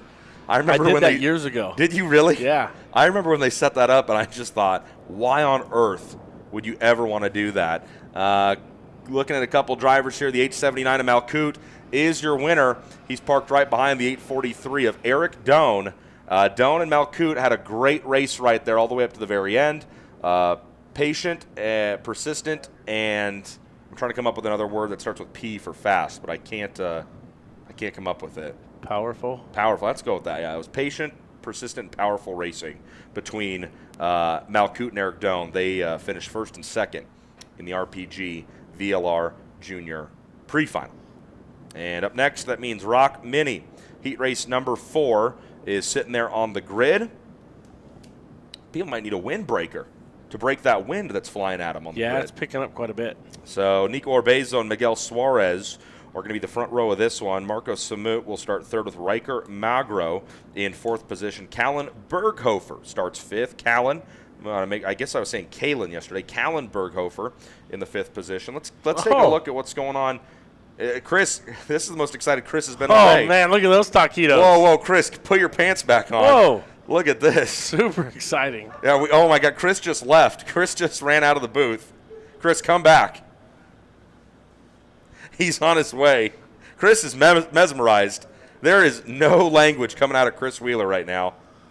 That was a little Food Network for you. Wow. Just a quick cut to the Food Network. Wow, that was impressive. Jason Larea said he was going to go out and find some action shots.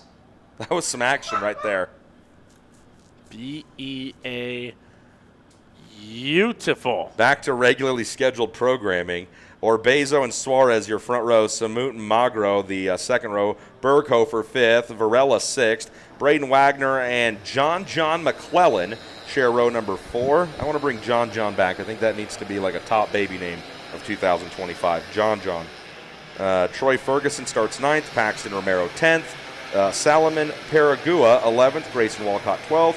Kristen Damadianis, 13th. Jackson Croveno, 14th. And Maximilian de Guzman, the top 15. Neva Desra, 16th. Simon Jack Klein, 17th. Rodolfo Lavin, 18th. Lucas Ferreira, I don't know, 19th. And Vian Bindi complete the top 20. You want to take a crack at any of those? No. 19th, 20th? I did good. Okay, thanks. I appreciate that.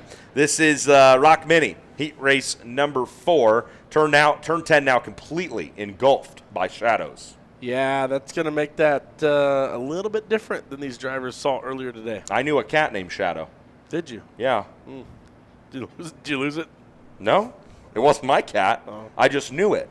Okay. Hope it's doing well. Nico Orbezo and Miguel Suarez make the slow crawl from turn 11 to turn number 12.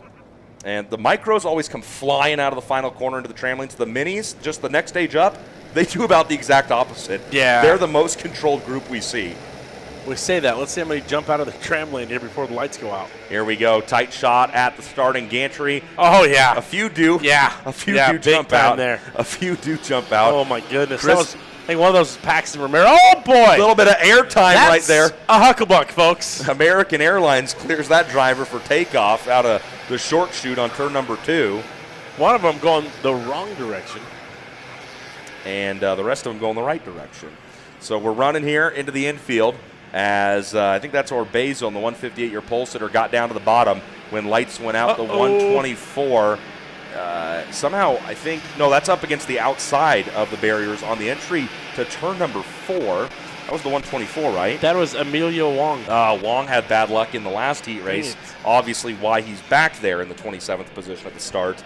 And things, unfortunately, not going much better here in heat race number 4. Tough racing out here in Vegas, folks. It is. Got to roll your sleeves up when you come to a ROK Cup USA event.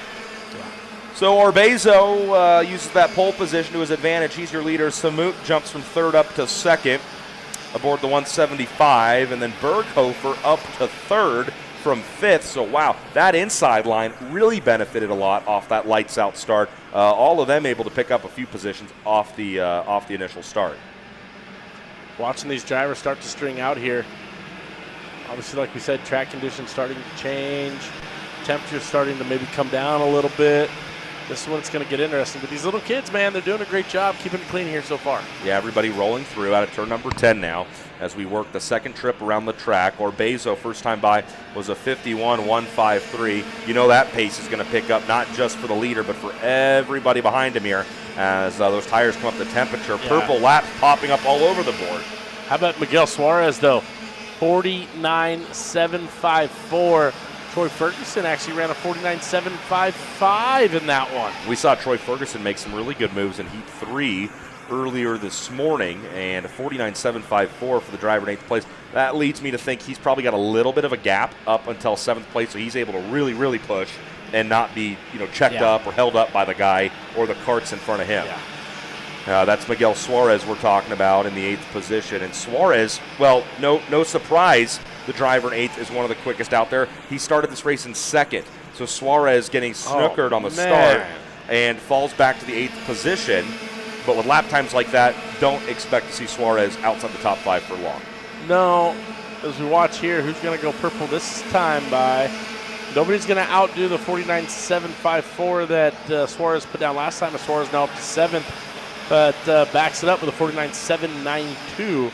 Meanwhile, your top 4 all going a little bit quicker than they did on their previous circuit. Berghofer's got Braden Wagner right behind, 3rd, 4th, and 5th. That's the back half of this lead train we're watching right here. Cool shot as they unwind out of turn number 8, set up for turn 9. And that's such a fast complex. You can see these kids start to lean a little bit in their seat because you're carrying so much speed out of 8. You got to get back over to the left-hand side of the track and then dive into a right-handed turn number 9. Yeah, these mini drivers really starting to kind of gauge up now, right? Tire temp starting to get into the optimal window. The 175 of Samut right on the back bumper of Orbezo. And what's this? Maybe an attempt for the pass right there for 4th position. Ferguson and Berghofer trying to sort things out. And Braden Wagner is fine with that. Wagner wouldn't mind to see those two get a little physical because that would allow some breathing room for the 104. And then maybe he could start to work on these top 2 of Samut and Orbezo. Nothing to it right now. 3 carts are a breakaway behind the top 2, Orbezo and Samut. And does Samut kind of have the Doan mentality of just stay with them? Yeah, just kind of hang out here. Yeah. That may be the smart play, right? Let those top 2 get away. They've got a 7/10 advantage last time by. It's going to change this time. Now it's 8/10 off the lead for P3, which is Wagner. So they're just kind of sitting here pushing along. I think it's a play to stick with. Wagner is starting to put a little bit of daylight between himself and Berghofer. If Wagner can continue to gap 4th, 5th, and 6th behind him, that allows him to really focus on these top 2. Berghofer, Ferguson, Suarez, they're all right. They're all right there. They're trying to do the best they can. But Orbezo and Samut, very consistent. They're working together. They're not challenging each other. And 2 carts working together can really put some distance between them and the group behind them. I think that's what you're seeing right now. But 3 or 4 carts together can do a good job at reeling in a pack in front of them. Yeah, it was 8/10. Now they're racing behind them. This is only going to hurt it. Now it's a 2nd. Yeah. So they're doing it right as Ferguson's going to get around Berghofer here. Suarez still in the 6th spot. 6 minutes flies by when you've got battles like this on the track. They're going to come around to see the lights.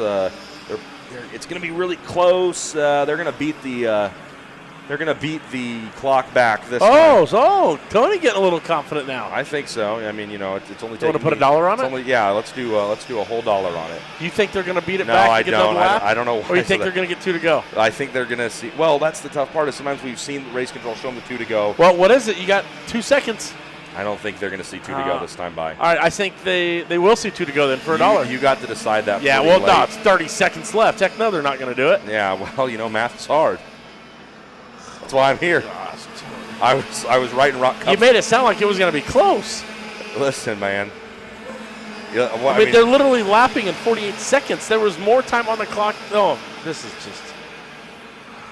You tried to snooker me there. Did you not watch the silver dollar race on High Limit where I said 4 + 2 is 7? I did. Yeah, so if who put that on their race car after that? If Kevin Rudeen made a bunch of stickers for a Shout bunch out of Kevin people. Rudeen, what a homie. Here's the deal. If you saw that and you were aware of that and then you're going to take anything I say on math seriously, really, honestly, it's shame on you. Okay, that's on you for believing Tony, that. I helped you with your taxes once. I know the numbers are hard. Now, that's scary if you really think about it. Chris Wheeler helping me with my taxes. I hope to God the IRS isn't listening right now. Oh, boy. 2 to go by Shaggy as they come across the line, and the train's rolling through. Might catch that one out of here after that math. Yeah. After that math lesson you just gave me. Meanwhile, Ferguson's been head down, running down your leaders here. Last time by, Ferguson was about a 1/2 tenth to a tenth faster than the leaders, but that gap over the last couple laps slowly starting to shrink just a little bit. Not sure there's going to be time unless Orbezo and Samut start the race. Chris, I figured it out. I think what I might do is after this race, get up and, kind of walk around outside for 2 or 3 and work on my math skills. No. That's how you've stayed so sharp, Yeah. right? Yeah, You look, get up, you I'm leave the second guy. You're the prime anchor here. You leave a few races. You're doing flashcards. I'm going to go do that after this one. Actually, I am. You got Senior Pro, Yes, Shifter you Pro, do. and GP Junior, right? I'll be back here in a little bit. Don't worry. Good. I can't wait. White flag waves here. Orbezo and Samut now are going to start to show the claws to each other. Orbezo started to enter a little bit early. Samut went down low to try Here to comes force the Ferguson, issue. though. Yeah, exactly. As Orbezo and Samut race each other, can Ferguson get there in time and make a 3-kart battle out of this? I don't know. Oh, that's the 145. That is super unfortunate. That was Walcott. So Grayson Walcott. Late in the race for trouble like that to pop out. Yeah, that's unfortunate. Into turn number 10 for the final time. Orbezo's not going to have to defend that strongly against Marco Samut through 11. And now down out of turn number 12, Orbezo picks up the Heat 4 victory here in Rock Mini. Chris, good to see you as always. We'll see you Sunday morning. Oh, one's upside down.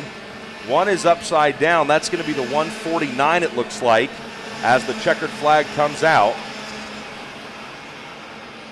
That is Jackson Creveno, the driver up and out of their cart. That's the best news.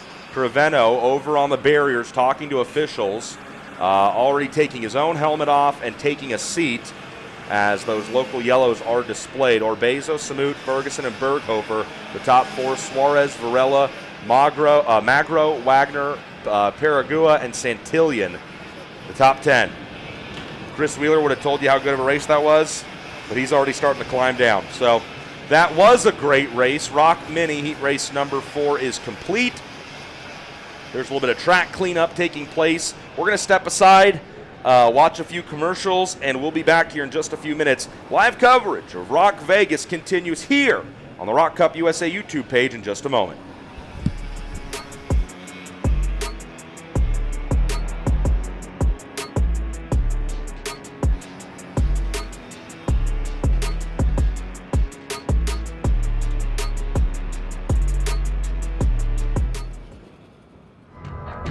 ROK Cup USA, featuring racing from coast to coast. Fast, friendly, and fun. Come join us at ROK Atlanta, ROK Pacific, Florida Winter Tour, or ROK Vegas. ROK Cup USA, home of ROK Vegas and the original Florida Winter Tour. ROK Cup USA, serious fun.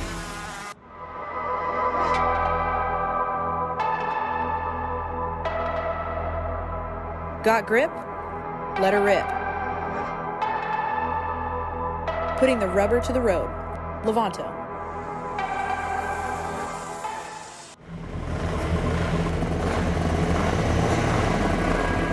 From Italy for the world. Vortex Engines.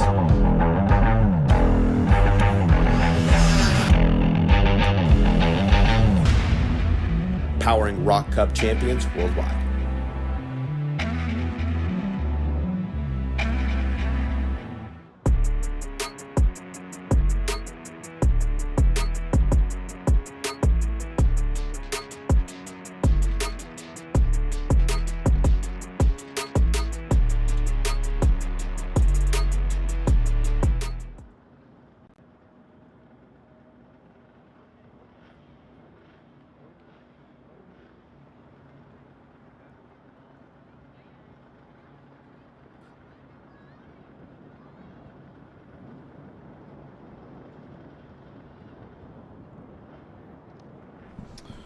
And we're back here in Las Vegas as we clip past the halfway point in these 4th and final round of heat races. You will see a pre-final for our VLR senior category. They'll be last on track, but we have wrapped up VLR Masters, ROK Micro, ROK Shifter Master, VLR Junior, and ROK Mini. Getting ready to be done for the weekend as we just saw them, or not done for the weekend, apologies, done for the day as we saw them just wrap up on track with Nico Orbezo scoring the win over Marco Samut. Speed Lab Racing Engines bring us ROK GP Pro Heat Race number 4. Frankie Mossman and Blake Nash will be your front row.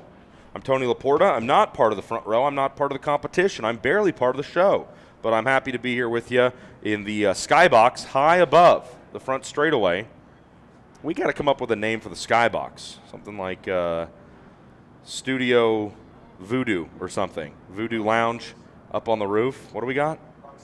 Rock Studios. I like that. That's spelled R-O-K, not R-O-C-K. Speed Lab Racing Engines, GP Senior Pro on the grid. And we're going to be telling you more about them when they roll out on track. Again, if you're watching live on YouTube, we thank you very much for joining us, and we're happy to have you. I love it. I just looked out the window down onto the scale line here, and the last driver in line, one of our young mini drivers, wearing an I Heart Kart Moms t-shirt. That is phenomenal. Oh, no, now I'm being told there's an I Heart Kart Dads t-shirt being made. Oh, my. I Heart Kart Dads. Brandon, our director, is like, I could be a kart dad. There we go. So, hey, speaking of cool t-shirts, you can see at the top of that shot you're watching live right now, that's the Pride tent. Those guys are here. P-R-Y-D-E Clothing, Pride. Check them out. If you're here at the track or online, they have just done a lot of cool stuff for just karting merchandise, karting apparel, and they've been at all of our ROK Cup USA races, at least the ones I've been at this year, all the Winter Tour, and here in ROK Vegas, obviously they're at a bunch of karting events all year long. Head to getpride.com, GETPRYDE.com. Again, that's getpride.com. They got some really cool shirts. I just know that I'm going to order 2 sizes bigger next time that I get a shirt. They hooked Wheeler and I up with some really cool polos for the weekend to announce in. And, well, I'm wearing a T-shirt, and you can deduct the reasoning why a little bit later on. This is Speed Lab Racing Engines, GP Pro. Frankie Mossman and Blake Nash are your front row. Stephen Miller and Kai Hunter are row number 2. Look at Mike Burrell. That's the man. That's the dude. He's always working hard. Karting promoter by day, police officer by night. You don't want to get that guy. You don't want to get that guy mad at you. He sleeps with handcuffs on him, okay? He'll get up and he'll pop you, all right? One time I was walking too fast and Mike pulled me over for speeding. That's not true. I've never walked fast in my life. But that's Mike Burrell. He does a phenomenal job with ROK Cup USA Racing here, and it's great to have somebody like him who, he's a lot like Chris. Wheeler's been in the booth with me here, and both those guys have really lived most of their lives in the IndyCar world. And I think you have a great perspective for events like this when you've been involved in major events like the Indy 500. Burrell's gone over the wall. Mike's been a spotter. Mike's done a lot in all facets of motorsport and running the ROK Cup program here in the U.S. Previously was running the karting program for USAC, the United States Auto Club. I got to work with Mike and Randy Kugler at the Elkhart Grand Prix up in northern Indiana a couple of years ago. Mike's a great guy. Has a great family and does an awesome job putting on these races. ROK Cup is fortunate to have him at the helm, and he's assembled a great staff to put on these races here in 2024. I'm grateful to be a small, very small part of it. Great shot there by Jason Larea. Frankie Mossman and Blake Nash will bring him around. Stephen Miller and Kai Hunter, row 2. Maroc and Fernandez, row number 3. Chase Hand and Rivetta make up row number 4. Then it is Gavin Wardell, Max Saga, Craig Vasquez, and Laurent Legault, making up your 12-kart starting grid here in the Speed Lab Racing Engines ROK GP Pro Heat Race number 4. Mossman down on the inside, Nash on the outside, and here's a live look from the mechanic stand on the front straightaway. Hopefully we can stay there for a little bit and see some of the unique hand signals that are used to instruct these drivers throughout the course of an 8-minute plus 2-lap heat race out here at ROK Vegas. Good start for Mossman. He'll lead them out of 1 through 2 and now out of corner number 3 into the infield. We go for the first time today, but Blake Nash and Stephen Miller don't waste much time coming to call. Stephen Miller throws his hat into the ring. Boy, Miller had the race lead on entry into corner number 8. Mossman looked like he was going to come and take it back, but Miller, too quick, can defend, and Mossman stays in the second position. It's going to turn into a 3-kart battle right here for the race lead. That's Blake Nash with the bright green, a helmet with the blue visor. So it's now a Nash Motorsports sandwich up at the front. There's some of those hand signals, a little bit of spin in the dough and pointing forward. That's what these mechanics, see, that's the shot that Chris Wheeler wanted so badly. Mossman forces the issue on the brakes down into turn number 3. The back end starts to step out from underneath him, but Mossman keeps the cart pointed in the right direction. Mossman now back out in front of the Nash Motorsports drivers. But look at that, Chris Wheeler all weekend. He wants the shot of the mechanic stand. He wants to see the hand signals. And then we have him, and he leaves. Look at this, Blake Nash now going to the inside. He'll take over the top spot and bring Mossman with him. No moss grows on a rolling stone. I think these would be considered very fast rolling stones as they come across. Jason Larea, hey, that guy says think about it, and his driver's going to think about it as they go down the front straightaway. Blake Nash out in front now. Stephen Miller in second. And Frankie Mossman is on the verge of getting kicked out of the top 5 already early on in this Speed Lab Racing Engines heat race. Again, it's not your Heat 4 results that make up the final starting grid for tomorrow's racing. I misspoke on that. I do apologize. They're going to evaluate and accumulate the points earned by the drivers in all 4 of their heat races, and that will set the starting lineup for the final. Big move there by Kai Hunter down the back straightaway into turn number 10. Kai Hunter, Stephen Miller, Blake Nash is having a party happen behind him. Look at this. Here comes the 389. Is that Rivetta getting into the middle of this as well? Wow. This is an old-fashioned throwdown up at the front of the field. Mossman in the middle of all of it as well. Chasing after this 377 of Miller. Kai Hunter with a power move down the back straightaway into turn number 10. You don't want to miss a lap of ROK Vegas racing, folks, and with live coverage for free on YouTube, you don't have to. Is that Mossman putting the moves on the 377? I do believe it is. So move Miller now back to spot to the 4th position. Mossman to the 3rd spot. Things are happening, and things are happening quickly here in ROK GP Pro, heat race number 4. Mossman got around Miller 1 lap ago. That's how you see him jump from 4th now to 3rd. And now Miller needs to be very careful because he's got Buck Rivetta in the 389 not far behind. And Mossman was fighting for his life inside the top 5 2 laps ago. Now it could be the same issue for Stephen Miller. Talent from top to bottom here in all categories at ROK Cup USA Racing. Speed Lab Racing Engines brings you ROK GP Pro all weekend long. And Blake Nash is just having a Baja blast right now up at the front. 1.1 seconds the deficit back to Kai Hunter. But I think Kai is going to start cutting into that lead here. 1.1 at the line. No, it stays right at 1.1 seconds. Nash goes 44.4. Kai Hunter of 44.5, but Mossman goes purple. 44 with a 3 on the back. 44.340 for Frankie Mossman. Mossman's fast. That's good. That's great. But he's got to find his way around Kai Hunter if he's going to do anything with all that speed. Into turn number 10. Here's a live look as they come down the barrel into the final hairpin inside a halfway, inside a halfway. 4 minutes and change already gone in this one. When that clock runs out, they'll have 2 laps left. 1.1 seconds, stays right at 1.1. Great stuff here by Blake Nash, and it's not by lack of effort for Kai Hunter. Hunter is pushing lap after lap. Hunter just gets quicker and quicker, but the problem is, if you're a Kai Hunter fan, so does Blake Nash. Frankie Mossman for the 2nd lap in a row goes purple, 44.257, 44.257. Is the quick time for the driver in the 3rd position. There you go. Mossman right there starting to eat up Kai Hunter. A 44.257 to a 44.269. Mossman with the .257, Hunter with the .269. I mean, you can't blink. You can't do a whole lot in those time gaps between 2nd and 3rd when it comes to lap times. And again, Mossman goes even quicker. 3 laps in a row now.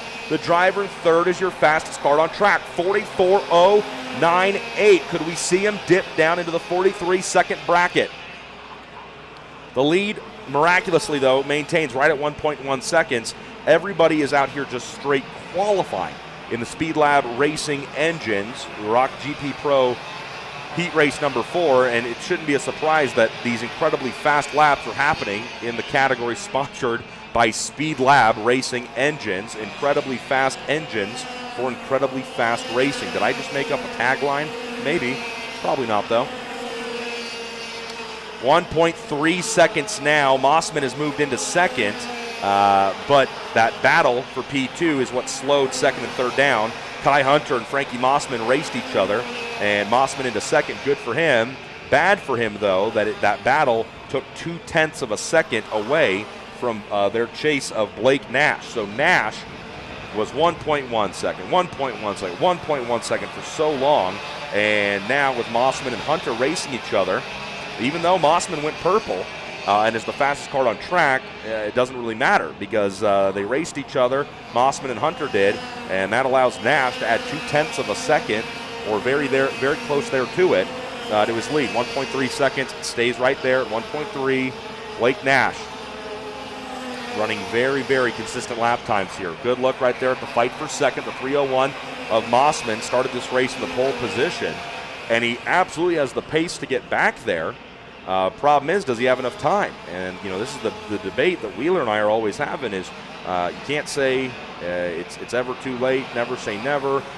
These things can change so quickly, but it's hard to argue Blake Nash's pace right now up in front. He's got nobody really to worry about in front of him. He's certainly not receiving pressure from behind. Nash could make a mistake here and still be okay. 30 seconds on the clock. Nash goes 44.191. But it's Mossman with a 44.085. Mossman drops the hammer here with just about 3 laps to go. They'll see the sticks when they get back. 1.3 seconds. The gap shrinks to 1.2. But Mossman's going to have to do a lot more than that. And frankly, Nash is going to have a problem, I think, if Mossman's going to get there when they come around to the checkered flag. That's going to be in 2 laps' time as the clock hits 0. Time expires on the run to the sticks here this time by. The time we see up on the top of the monitor is a little bit different than the time we see on the Alpha timing monitor, but nevertheless, Shaggy shows them 2 to go. Now it's Kai Hunter. Kai Hunter, the quickest car on track, 44.034. The top 2 are both a pair of 44.1s. Nash a 44.15, Mossman a 44.17, and a lap and a half. Right around that is the distance for your race leader, Blake Nash. He went quick time in qualifying on Thursday afternoon. I'd love to play you an interview we shot with him, but my uneducated self thought it'd be a good idea to record that interview outside by the track while qualifying was still going on. Jason Larea said, I don't think that's a good idea.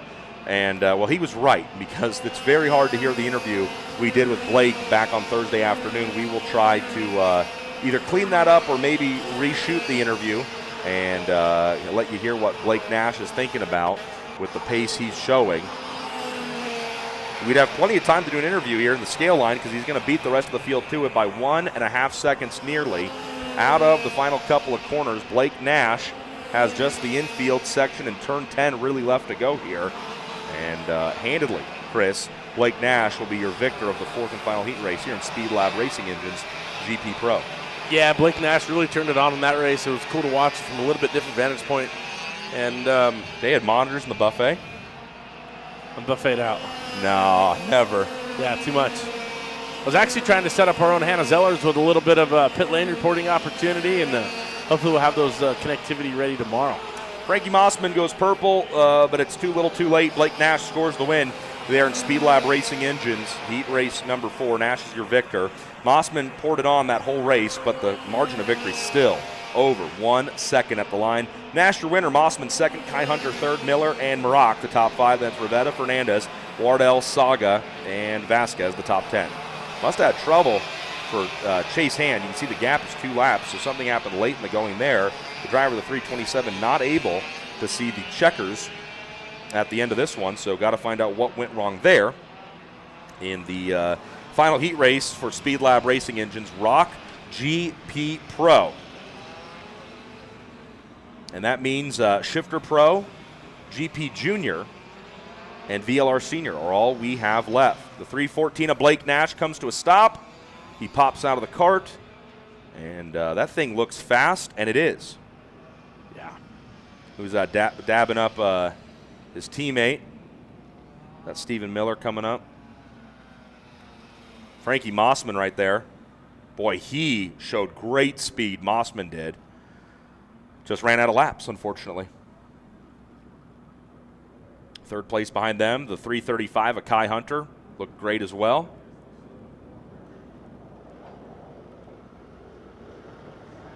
.377 of Stephen Miller. Cool shots down on the scale line as we are near the end of it here tonight, Saturday evening, coming to a close before too long. Here we go. Our next race taking out onto the track, ROK Shifter Pro. This category brought to you by our friends at PSL Karting. This one got good earlier, Tony. Yeah. Heat 3 was really, really cool, and interesting to see here between Mateus Morgado, Kyle Wick, Daniel Vasile, Danny Formal, Remo Rachetti, and Jacob Gulick. All of those cards in the top 6 have a shot at this one. And speaking of the top 6, you're walking me through them already. Morgado and Kyle Wick, the front row, Vasile and Formal, row 2, Rachetti and Gulick. Those make up the top 6 spots Chris was just talking about. Ethan Boer 7th, Avancino 8th, Rahman Orion 9th, and Ayrton Littell the top 10. We're back in the VIP deck. Chris, that's where you're supposed to be, the VIP deck. Yeah, I was just up there checking on it, making sure everything was good. But I'm back with you, buddy. It's where I want to be. Yeah, thanks for coming back to the Skybox with us. ROK Studios are what we're considering calling this place. Yeah. And good look at some of the tuners, mechanics, team owners, and there's the mechanics stand. You missed it. We had Jason Larea up in the mechanics stand, and he was showing us live looks at the hand signals getting thrown down. Yeah. I thought we were going to see you in the mechanics stand. No, I'm retired. All right, so field comes to a stop in front straightaway. And it's going to be Morgado, Wick, Vasile, and Formal with Rachetti and Gulick. Boer, Avancino, Ramon and Littell, the top 10. Visors down to the lights. Heat number 4 here in ROK Shifter Pro. Outside going to do it? I don't know. I mean, I don't have a reason to believe it won't. Kyle Wick in that 409 will come from the left lane. Lights out. We go racing. Can he beat Mateus Morgado down to the inside? No. Morgado. Is that the first shifter start we've seen go to the inside? Second. Okay. But man, look at that. Everybody trying to find. Daniel Vasile got through also to second. Everybody trying to fit in where they can get in. And it is just razor's edge racing here in the PSL Karting ROK Shifter Pro Heat Race number 4. Great call there, Chris, as Vasile does go from third up to second using that inside line. Wow, look at Formal. He's already in third position. Big deal. I know what you're thinking. He started 4th. But, man, good start there. Yeah. I think Formal's going to have something for him here. He's kind of been itching away at it. Obviously, unofficially, it was, I think, second. They had some sort of penalty in qualifying. And he's been chipping away at every one of these heat races. And I think Formal, like anytime he's on the track, he's a threat. But I think King's Dog and obviously teamed up in the match. Man, that was such a cool shot there from the VIP hospitality area as you see how fast these things really stream by. Yeah. So as Morgado holds the top spot here, this is very different feeling racing than Heat 1 yesterday. We have got some drivers really, really pushing here because they know every point matters in these heat races, and they're going to add up all the points, and that'll be what sets the starting grid for the finals tomorrow. Danny Formal with a great-looking exit shot, as you would say, out of turn number 12. Nothing to it there. What about here in turn number 3? Vasile tries to cover on corner entry. He does. That's one of the Ital Kart drivers making the move on Kyle Wick. Remo Rachetti going after the Team GFC driver for 4th position. Move Rachetti up from P5 to P4 in front of Kyle Wick. Top 3, cover him with a blanket here. A little bit of a gap over 4th place now. But I'm kind of shocked.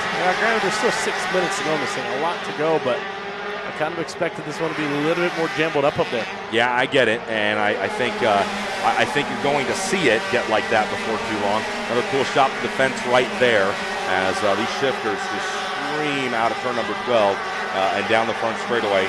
For a moment, though, things have calmed down up at the front. I mean, if you want to call that calm. Morgado, Vasile, and Formal with less than like a wheel's width between each one of them as they enter the infield. Remo Ricchetti putting the quick moves on Kyle Wick. What does he have for these top 3 drivers? Could Ricchetti make it 2 Italcarts inside the battle for the lead? Into 10, local yellow. Not really sure what that was about. It's out of our shots. We're not sure where that driver is disabled or maybe already off. There it is. There it is. Driver's right in 11. Yeah, right on the exit of turn 11. Let's see if we can get an idea who that was. Look at this. That was such a cool shot right there. Jason was showing us the mechanic stand from down low. No hand signals being shown to these shifter drivers, probably because they're going way too fast to notice anything. Yeah, Morgado went purple, though, 42.086. That's a 1/10 and a half faster than Vasile in second. You can see Morgado visibly starting to stretch it out just a little bit. So as this thing starts to get down to the marrow, inside of 5 minutes to go. Shadows getting longer and longer here as the sun sets in Vegas on a Saturday afternoon. Big gaps now starting to pop up. Big deficits showing up between first and second and third. Doesn't help the fact that Morgado just went purple again, 41.924. Morgado quickest card on track, and that's why you see the deficit starting to grow between P1 and P2. Danny Formal in third, Kyle Wick fourth. Kyle Wick's gotten back around Remo Ricchetti. Yes, he has.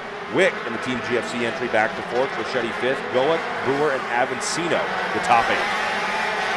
So Morgado out in front. Big fan of going purple, this guy. Yeah, loves it. He just keeps doing it. I got to say, hats off to that PSL team with Mateus Morgado. You know, when they rolled out heat race number 1, he wasn't the fastest kart. You know, he could hang on.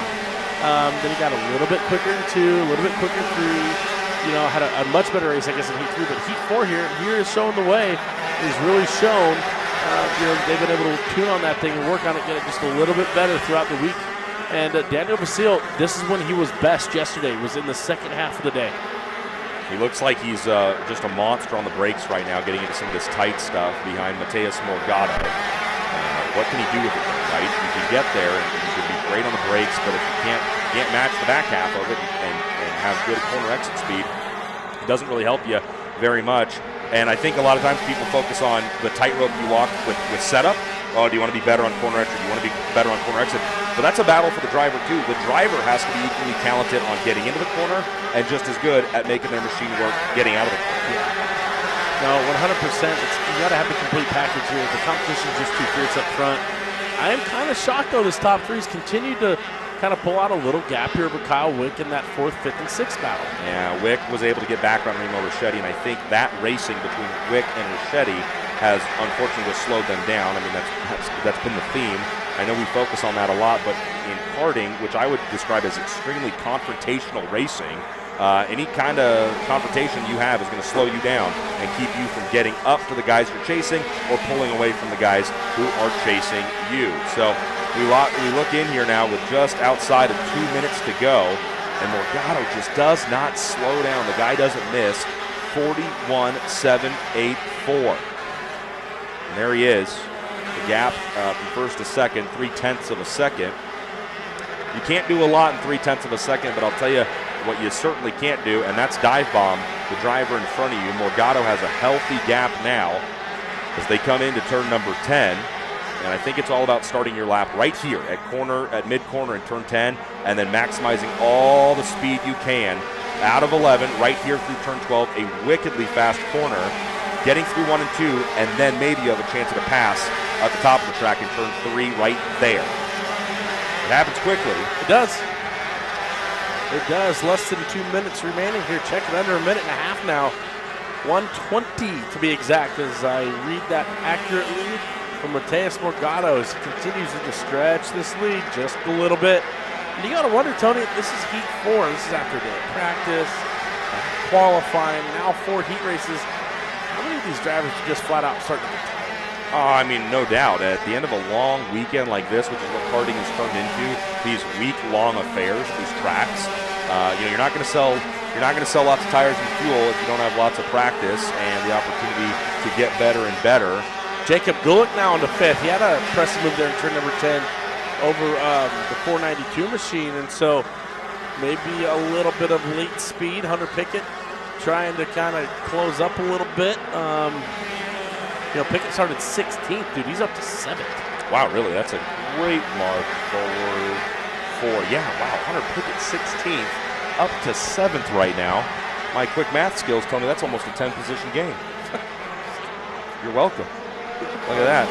What were they doing during the World Series? Google Cloud, instant stats or something? StatCast. Well, you've got that here with me, TLP Cast. And Morgado, surprise, surprise, once again, goes purple. The lead right at 0.3 of a second, nearly a half of a second.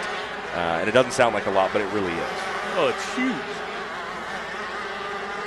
I love it, though, Tony. Every time you go to pass it to me naturally in mid-yawn. Sorry, I should stare at you more. Yeah, I mean, when I'm getting ready to see if you're ready to talk, I'll just be a little bit more fixated on you. I don't want to hand more to the point. What are you doing, yawning? This racing's so good. No, the racing is great. I'm just tired. Hey, I mean, announce the kart races. It'll take it out of you. More than you know. And guess what, Tony? 2 laps to go, and Morgado goes purple again. He's not yawning right now. No. Morgado flying as he keeps Daniel Vasile and Danny Formal behind him. Man, it feels like Formal is right on the edge. They just need to hit one more thing, and Danny Formal and Greg Bell are going to be racing for a PSL Karting ROK Pro Shifter final win tomorrow. Yeah, I mean, they're always a dangerous combination, especially on Sundays and days. And that's what tomorrow's going to be. It is. Just one more flip of the calendar, if you have a day calendar. I don't. If you have a month calendar, then don't turn that. It'll be December. Actually, you should have already turned it. Yeah, today's the 2nd. I'm saying just tomorrow when you flip it, it'll be Sunday. Yeah. What I'm saying is if you have that monthly calendar, you just flipped it. Got it. Okay. Well, you know who's ready to flip this one off? That's your leader, Mateus Morgado. Yeah, he's ready to check this one off the box. Ready for this thing to be done. Half a second advantage. Didn't go purple that time, but he still backed it up with a great lap. And he's just kind of cruising. Morgado, Vasile, Formal, Witt, Gulick, your top 5. I don't want to say it's golden hour yet, but it's going to be golden hour when Mateus Morgado comes across the start-finish line and picks up. I just looked over to my influencer friend, Hannah Zellers, who's here high above in the booth, and she nodded. It's definitely golden hour. Okay, it's golden hour. You convinced me of it, Chris. Thanks very much. Morgado scores the win. Daniel Vasile ends up over a half a second back in second. Danny Formal in third with Kyle Wick and Jacob Gulick rounding out the top 5. So that'll do it for PSL Karting. The Florida Winter Tour was the PSLKarting.com ROK Shifter Pro. I'm being told here it's just PSL Karting. We'll have to go to PSLKarting.com a little bit later on to do some research on the products and the services you can get with PSL Karting. So that'll do it for heat race action for the shifters. Both Masters and Pro are done for the day. Can you believe it? We're down to our last 2 classes. But we still have 3 races because the class has been split in VLR Senior. So as the shifters make their way in, it's like watching a movie. That shot right there as these shifter pros come to a stop. That's pretty impressive. The quality on that iPhone. Yeah, the iPhone 30 is making moves right now. You know what's kind of clicking in my head? What's that? Musser on the Burrell. Yeah. Morgado on the Burrell. Maybe those PSL guys know a thing or two about shifter racing. They just might, Chris. They just might. Morgado takes the 462 up onto the scale pad, and the Italcart, the 495 of Daniel Vasile, will follow him across as well. And so will you, as we're getting a live POV shot from Jason down there in the scale line. We'll get ready to go here with our second to last, or penultimate, as the French would say. Ew. The penultimate class, not the penultimate race. This is the penultimate class of the day rolling out onto the track next. This is ROK GP Junior, and let's tell you who the great class sponsor is on this category. ROK GP Junior is brought to you by our friends at, Chris, do you know who it is? I don't. The Rocket. That's correct. I knew that. Racing. You just said you didn't. Yeah, well, I was just messing with you. Company. That's right.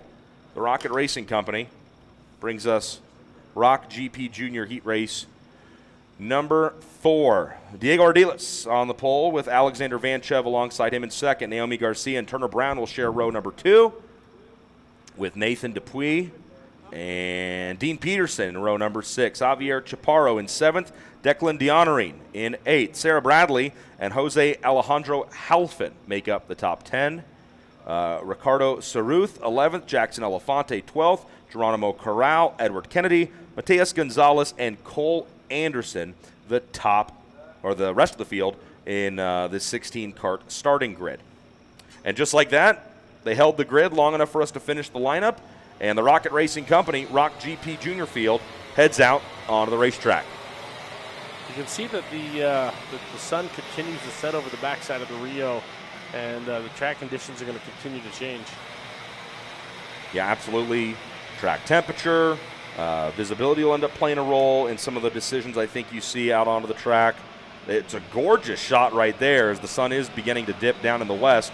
But when drivers head closer to the Masquerade Tower, that 86, 87-story tall hotel tower down, look at that. It's completely cast in shadows. And that's what we're in right now. We're at the top of that tower. Yeah, if we wave, you might be able to, I'd say maybe you can see our shadow, but the whole thing is covered in shadow. Too late. Unfortunately, you're right. And but all that shadow does cool down that rubber sitting through the middle of turn 10. So that corner is going to feel very different than the hairpin over maybe say in turn 3, which is still in full sunlight. Here we go, Rocket Racing Company, ROK GP Junior, Diego Ardiles and Alexander Vanchev bring him into the tram lanes. Ryan Egan says, bring it down, slow it down. And the lights go out, the revs come up, and we go racing. Everybody breaks out of the tram lanes, and they fly through turns 1 and 2. Ardiles pops out with the race lead. Behind him, though, everybody's trying to get jiggy with it as they head into the infield for the first time. Na. Here we go. Alexander Vanchev, Naomi Garcia, Turner Brown, and the rest of the Rocket Racing Company GP Junior Field roll through they roll out of the infield, really, and now they'll that's off 9, headed to 10 here. Yeah, into the Masquerade Corner. I think we could get away with calling it the Masquerade Corner. I like that. There you go. It only took me. Where have you been all week? It only took me a day and a half to come up with that, but I'm keeping it. I said what I said. Yeah, I'm about it. Ardiles goes purple at the end of lap number 1. You always see that with these leaders because they're out front. They got nobody to worry about, nobody slowing them down up in front. So Ardiles looks good on the start, and Alexander Vanchev has big pressure from Naomi Garcia right behind, but Vanchev is a threat now this close to the front of the field, I think. Turner Brown dropped back just a little bit here on the start. Oh, here we go. Garcia dives to the inside in turn number 9. Vanchev has nothing for Garcia. Move the 219 up to the second position. Through 10 they go. And you can see that shadow like we talked about. It's going to change how the characteristics of the racetrack work. It's all about that exit shot because you pay for it if you don't get it right all the way down to turn number 3. Man, you can pay for it in multiple ways here in Vegas, and you can pay for it if you don't get the exit that you want here in a lap around the ROK Vegas layout. 3/4 of a mile and 12 turns make up this track. Vortex Racing engines and Levanto kart tires coming together to bring you the season finale for ROK Cup USA Racing. Diego Ardiles showing the way here with last time by a half of a second lead over Naomi Garcia. Vanchev, Dupuis, Turner Brown, the top 5. Chaparro, Bradley, Peterson, Saruth, and Halfett. The top 10 leaders come and leave turn number 10, and they'll exit the last 2 corners here to work another lap into this one. 3 down, and we don't know how many to go. It's a timed race with 2 laps at the end. Turner Brown and Chaparro both put the moves on Nathan Dupuis, so move Turner Brown back into the 4th position now. Turner Brown, purple that time, 45.243, which is about a 1/10 of a second faster than the top 3 in front of him. Turner Brown goes purple. What would happen if you mixed brown and purple, Chris? What do you think? You went to college for art, didn't you? Oh, I really thought you did. I'm sorry. I read your bio wrong. Turner Brown is the fastest car on the track right now, 45.243. So now he'll go to work on chasing down his RPG teammate up in front. And if Vanchev and Brown can work together, it could really spice up this race with the speed concept carts in front of them.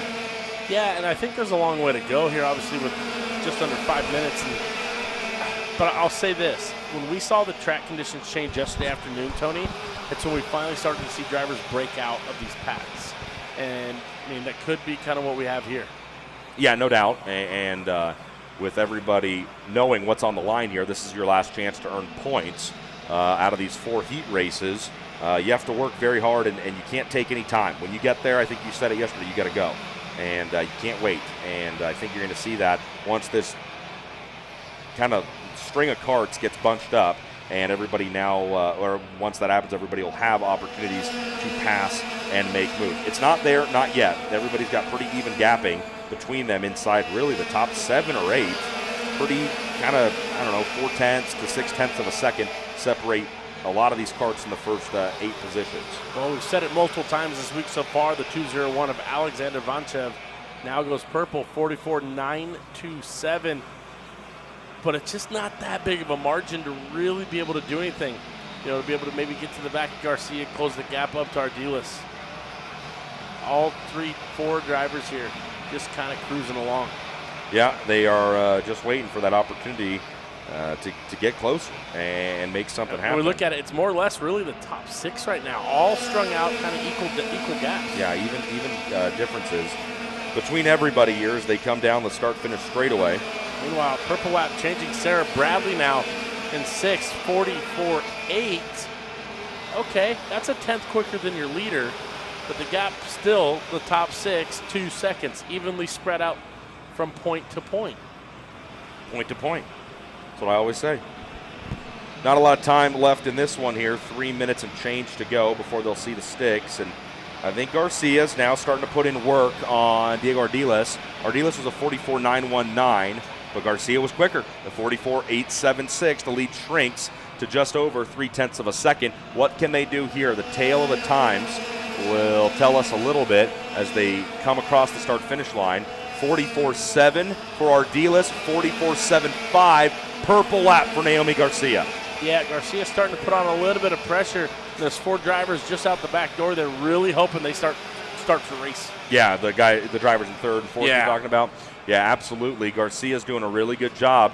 So is Ardiles. They both laid down their best lap of this race. Just happened to be Garcia's is the best lap out of anybody on the racetrack. And you can see little by little that deficit is shrinking. The gap between 1st and 2nd is getting smaller. Vanchev and Turner Brown trying to come along for the ride here. We saw it shrink by about 1/2 of a tenth. Let's see what it looks like here.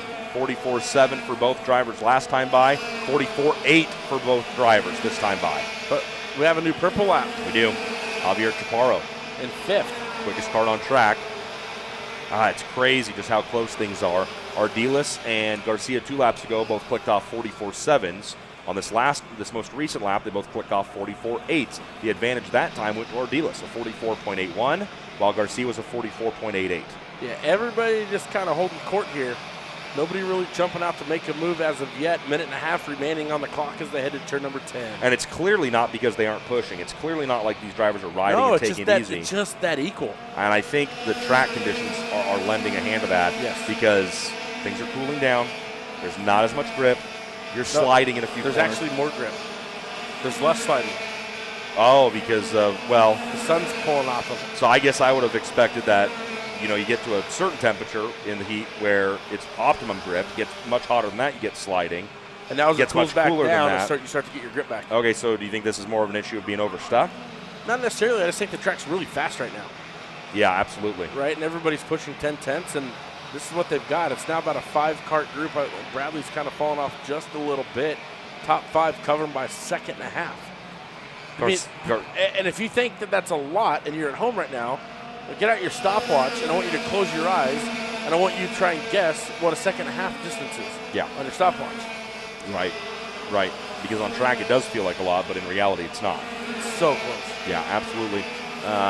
Inside of the last 30 seconds here, so should be seeing 2 to go when they get back across the line. Turner Brown now, your quickest kart on the track, 44.652, and definitely correct, Chris. Just so much grip, everybody's so fast, and that's why you haven't seen a lot of closing in the deficit between everybody in this top 4 or 5 pack. Not to say the race is over, They're going to come around to see 2 to go here. Naomi Garcia is going to see those sticks right behind Diego Ardiles. Maybe somebody becomes a hero here in the last 2 laps. It could be. We really need to watch. Turner Brown was purple last time. Let's see if it shakes up again. I mean, everybody just continued to get faster and faster. And sure enough, 3/10 off.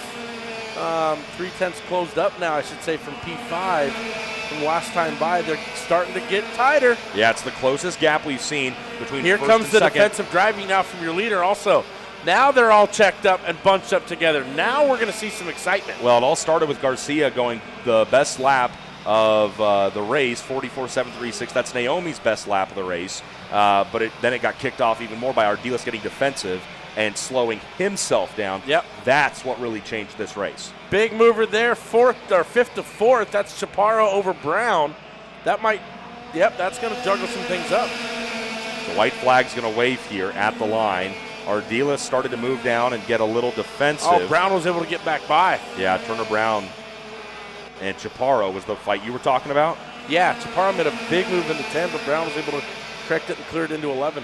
Ardiles doesn't really need to get too defensive yet. No.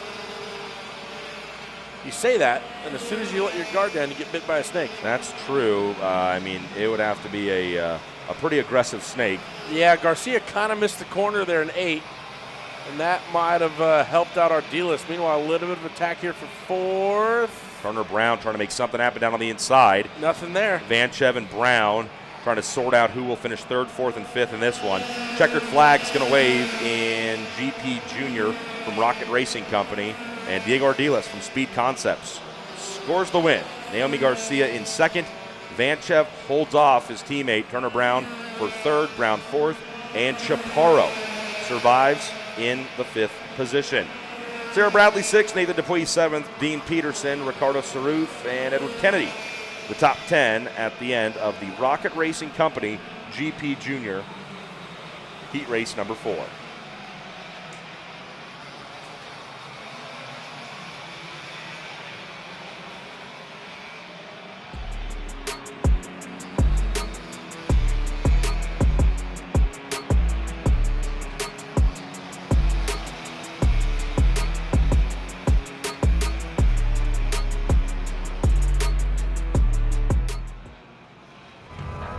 ROK Cup USA, featuring racing from coast to coast. Fast, friendly, and fun. Come join us at ROK Atlanta, ROK Pacific, Florida Winter Tour, or ROK Vegas. ROK Cup USA, home of ROK Vegas and the original Florida Winter Tour. ROK Cup USA, serious fun.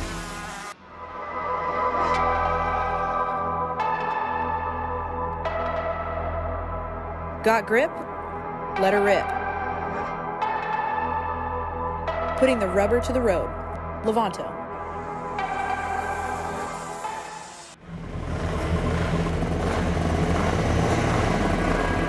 From Italy for the world. Vortex Engines.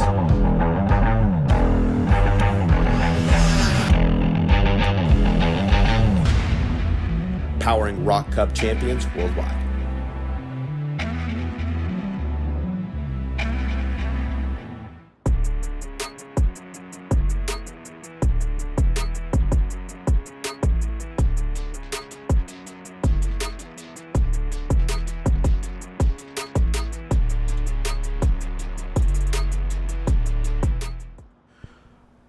Well, folks, welcome back to live coverage of ROK Vegas here at the Rio All Suites Hotel and Casino in Las Vegas, Nevada. I'm Tony Laporta, and I'm joined high above the main straightaway in the skybox with Chris Wheeler here on my side. And Chris, it's just been an enchanting day, an enchanting 2 days of racing. It's just an absolute pleasure to have you back here doing this. Thanks, Tony. I really appreciate it. You know, like I said, it's been a long time since we've got to party at this level, and I don't mean by how high we are here in Vegas.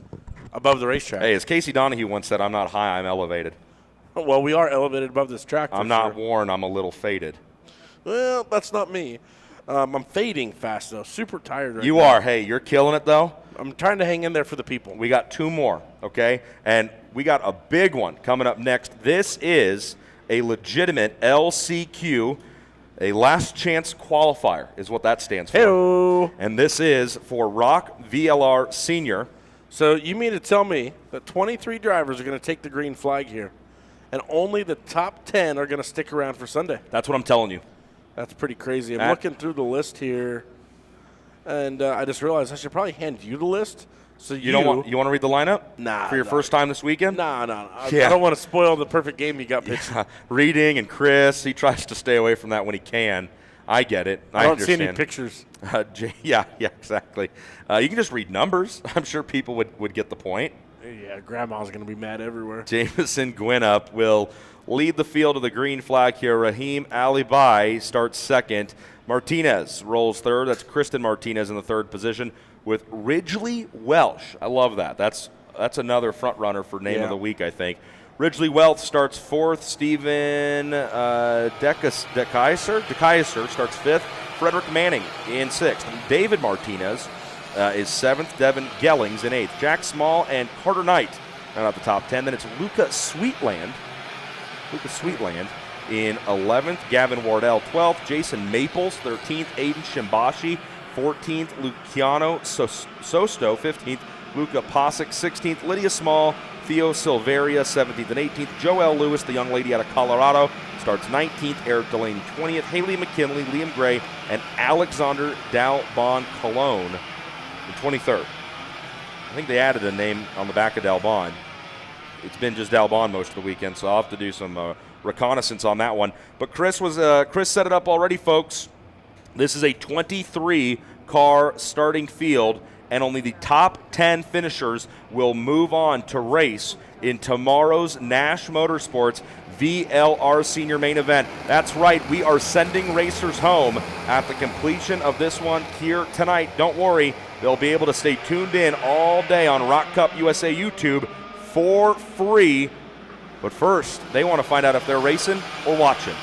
Yep, clean and green through one. Now they're heading towards turn number 2. Couple drivers getting close to the barriers, but it's a fight for the bottom in turn 3. So again, this is one of those opportunities where these are some of the drivers that we have not talked about a lot up at the front of the field through the VLR Senior Heat races. Parking lot. Big stack up in 4. Axle City here. 1, 2, 3, 4, 5, maybe 6 karts involved. The 943 sitting the wrong direction. I think that's the 944 of Liam Gray. Also the 943 of Eric Delaney. Would make sense. They started back around each other in 20th and 22nd. I was looking at the wrong sheet there, trying to help you with numbers, Tony. Yeah, sorry about that. How about this one? Top 6 covered with a blanket. First time by off turn number 12. We'll go to our lineup here. Yep, Gwinnett put the lead. Martinez does run the fastest lap, though. Yeah, Kristen Martinez from 3rd to 2nd, your quickest card on track. Huh, interesting. Oh, boy, look at this. Oh, boy. Do these drivers know they just have to finish in the top 10, or do they think they got to win to get in? I don't know, but they're doing their best shot to not do either. And down the short chute into turn number 8. Whoa, couple carts getting kicked out way wide. You just have to stay in the top 10. Man, this looks like a NASCAR truck race in a mile and a half. They just got done at Martinsville last night. Yeah, that was heated. I did see the finish line confrontation there. Oof. Jamison Gwinnett was the pole sitter. Led him after the opening lap. Lap 2 now coming to a close. Let's see how they run here. DeKaiser has taken over the top spot. Gwinnett down to 2nd. Ali Bai to 3rd. Jack Small and Ridgely Welch, the top 5. Wow, top 3 all over each other. There goes the 949 of Ali Bai, trying to make something happen, but will stay in the 3rd position. I looked down here to our bump line. Top 10 making it on. Everybody else going home. That's Silveria up to 10th. Lydia Small down to 11th last time by. But Carter Knight, your fastest on track, running at P9. I will say that's going to be the important battle we watch here, is the fight for 10th position. So our cameras are going to do the best they can to watch the fight for 10th. It's kind of tough to pick that out right now, but we're looking for the 9th, 10th, 11th place battle. And it's kind of tough because they're also packed up, but you really just got to count 7, 8, 9, 10. Those are the drivers that are on the bubble. Typically, you pay attention. And guess what? It changed again. Lydia Small got back around Silveria there. Carter Knight was purple again. So typically, you watch the battle for the race lead because they're racing for the win every time they go out on track. This LCQ is a little bit different. Winning the race, yes, it's important, but finishing inside the top 10 is even more important. Fight for the top spot there as Gwinnett and DeKaiser start to force the issue with each other. Yeah, the 949 had to move there also to second, as it looked like De Keyser lost 2 spots. Man, second, third, fourth, and fifth, just an absolute log jam. And I don't even know what a log jam is. Well, all I know is Gwinnett with a big lead now. This should be 10th De place. Keyser back to 7th. This should be 10th place, flying by the monitor right here. The 951. Yeah, that's Lydia Small. Lydia Small. Okay, so we're going to do our best to watch this as the battle for the transfer. God, am I at Eldora? Yeah. Or am I at ROK Vegas? And Lydia Small went purple. That's exactly what she needs to do. Lydia Small in the 951 wants to stay in 10th, move up if she can. Yeah. Because if you fall 1 spot from 10th, you're not racing tomorrow. Yep, that's the name of the game here. You know, dirt racing, you have the heat races, and there's a transfer position. So every heat race has a lot on the line. Just like this race, you got to finish inside the transfer spots if you want to lock into the feature later that night. We don't get to see this very often in karting. This is going to get interesting, though, Tony, because Lydia Small is at the back of this group, and then it's about a 5-cart gap back to Theo Silveira, and that's who's running 11th trying to get in. Yeah. And there's the shot. Yeah, right there. So you're so right. Lydia Small has to be careful because she's at the tail of this long pack of carts, and if she loses 1 spot, then she's on the outside looking in. Yeah, currently holds fastest lap of the race, and now you see it in your shot.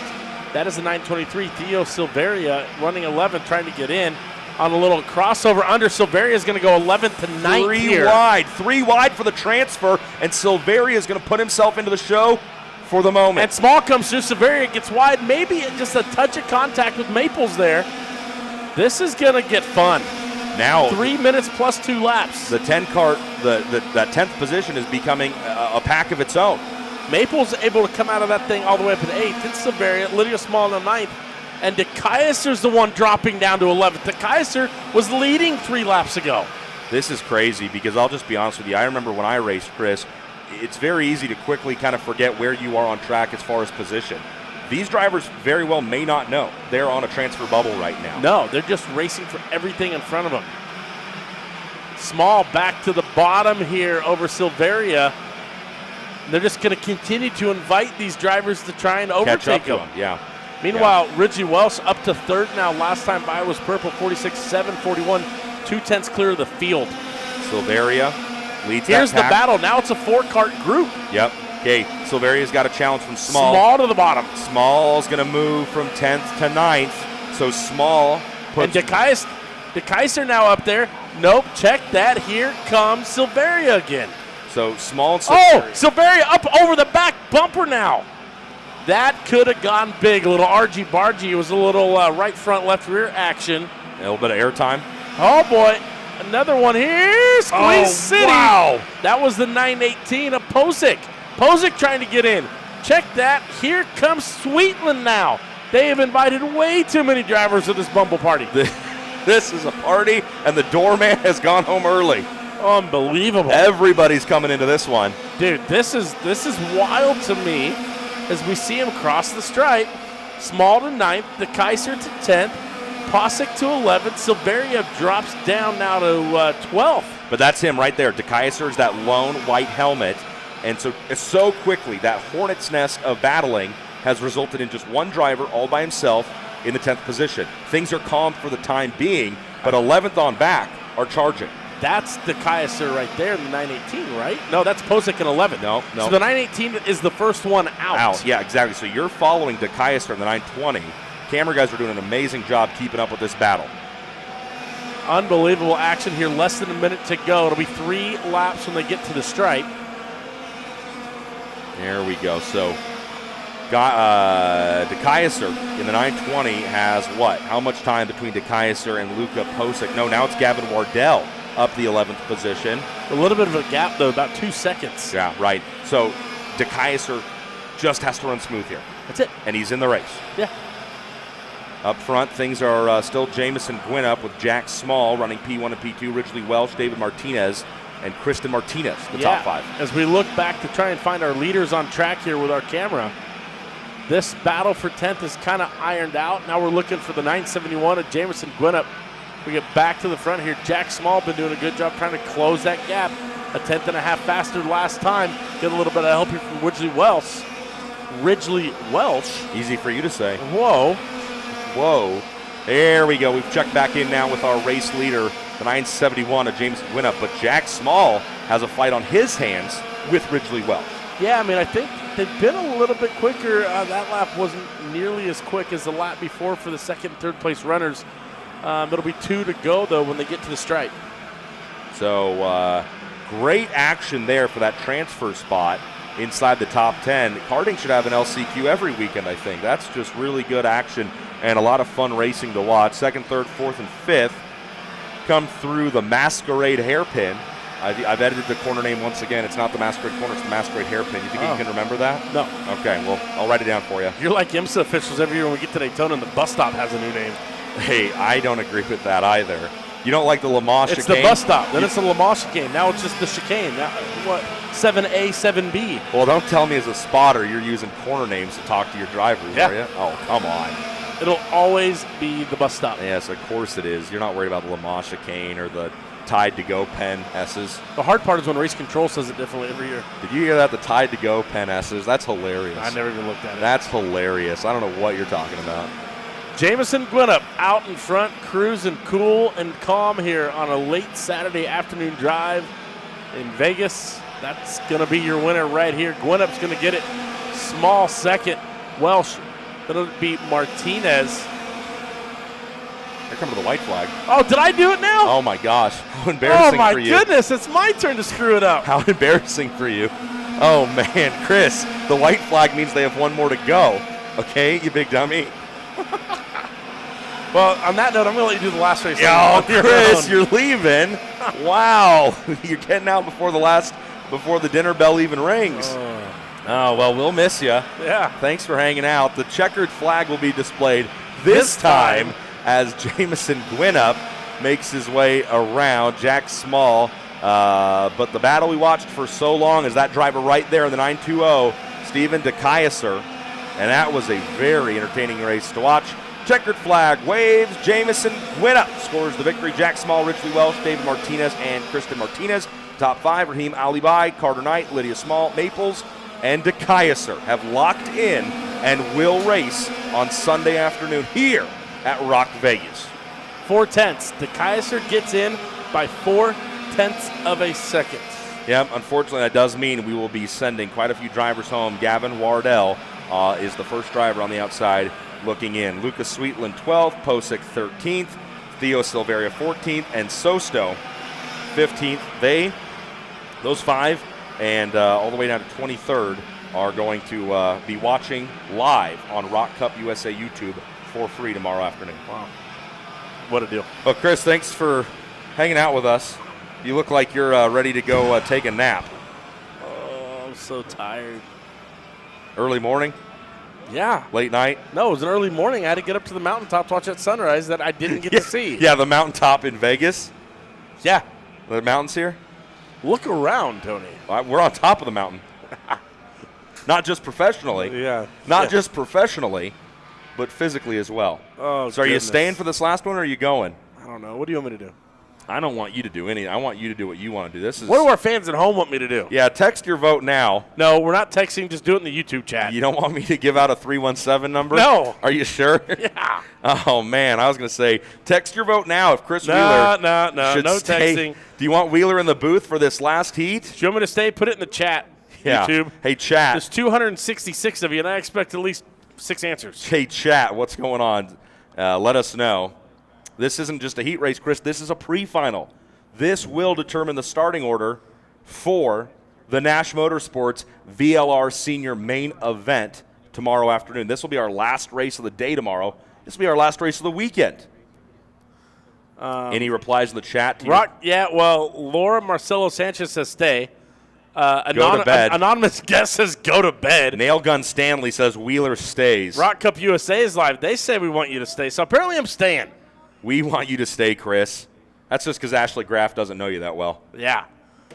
Eric, She doesn't have to work with you. That's true. Eric Altman says stay. Looks like I'm staying for one more. We are paying you to stay. Wait, really? That's what ROK Cup. Are they? Oh, man, not good when the YouTube Well, chat. hold on. Screenshot that. Yeah. Now I know I'm getting paid. Chow. YTG says, chow, wee wee. Wee to you, YTJ. All right, I guess we've decided it. The Chris Wheeler will stay for one more race. It's the Nash Motorsports VLR Senior pre-final here in Vegas. Okay, Kai Berghofer, I'm going to stay for a lot of you. Jesus Vasquez Jr. and Chase Hand, they want you to stay, Chris, because they are the front row, and they're going to lead them out onto the track here as soon as Dom Martinez steps out of the way. Vasquez Jr. and Chase Hand are your front row. Diego Ramos and Nick Eggleston are row number 2. Josh Campbell and Jose Carlos Hernandez share row number 3. Zachary Clayman DeMello and Stephen Miller start 7th and 8th. Frankie Mossman and Keegan Kaminsky share 9th and 10th. Oh, so that wasn't Ashley Graff telling you to stay. No, Graff just came into. She came running in like your hair was on fire. She climbed all the way up here to the top of the tower to see us, only to come to find out she's not running it. She came running in saying, "Keep my name out of your mouth." ROK Cup USA admin, identify yourself. Yeah, so we don't know who the ROK Cup USA admin is. I need to know who it is so I know who I'm going to get paid from. I wonder if it's the guy sitting to our left running the YouTube channel right now. Oh, is he going to pay me? Giggles might be the one. Giggles McGee in the background? Who thinks it's his job. Ashley Graff is like, don't ever talk about me again. By the way, Tony said your name twice. Yeah, I said it third time. Not me. Oliver Maroc starts 11th, Alan Eisenbar 12th, Mercado, Isert, and Gonzalez the top 15. Kieran Rogers, Kane Martin, Nico Serafati, Taylor Minch, and Camden Rumanic, the top 20. Ursula! You're the admin? Ursula wants you to stay, Chris. Well, Ursula just confirmed. I screenshotted that. I didn't know I got paid for this. So, yeah. So now I took a screenshot? Now you have to pay him, Ursula. Yeah, now I'm locked in. I can send an invoice. Single file order as Vasquez Jr. and Chase Hand split the field into the tram lanes. Folks, thanks for hanging out with us on a Saturday afternoon here in Las Vegas. Let's go racing one more time. It's the Nash Motorsports VLR Senior pre-final. Tighten up your slippers. Grab the robe. It's not time to say goodnight yet. No start. Yellow flag, false start. I think it's because you said all that really weird stuff right there before they came slippers around. and robes? Yeah, I don't. Man, I'm ready for be toes up. Yeah, man. I'm sure Chris Wheeler's looking for some slippers and a robe right now. Hey, Carter Knight did do a good job there, Caden Rooney. Man, big fan of the chat right now because the mean people from earlier have gone home. It's a little positive, isn't it? Yeah, I like it when it's a little positive. I don't think you would have survived USAC Twitter in 2021. No, I had to monitor it for you, buddy. I don't think you were cut out for that. I had to create a fake account just to back you up. Thanks, I appreciate that. I got a few ideas of who that might have been. Are you? I don't know. I'll come up with some of those names later. Johnny Wingo, is that you? Definitely not me. All right. Karting Twitter would not know what to do with a Johnny Wingo. So here we go. Vasquez Jr. and Chase Hand are going to try it again here.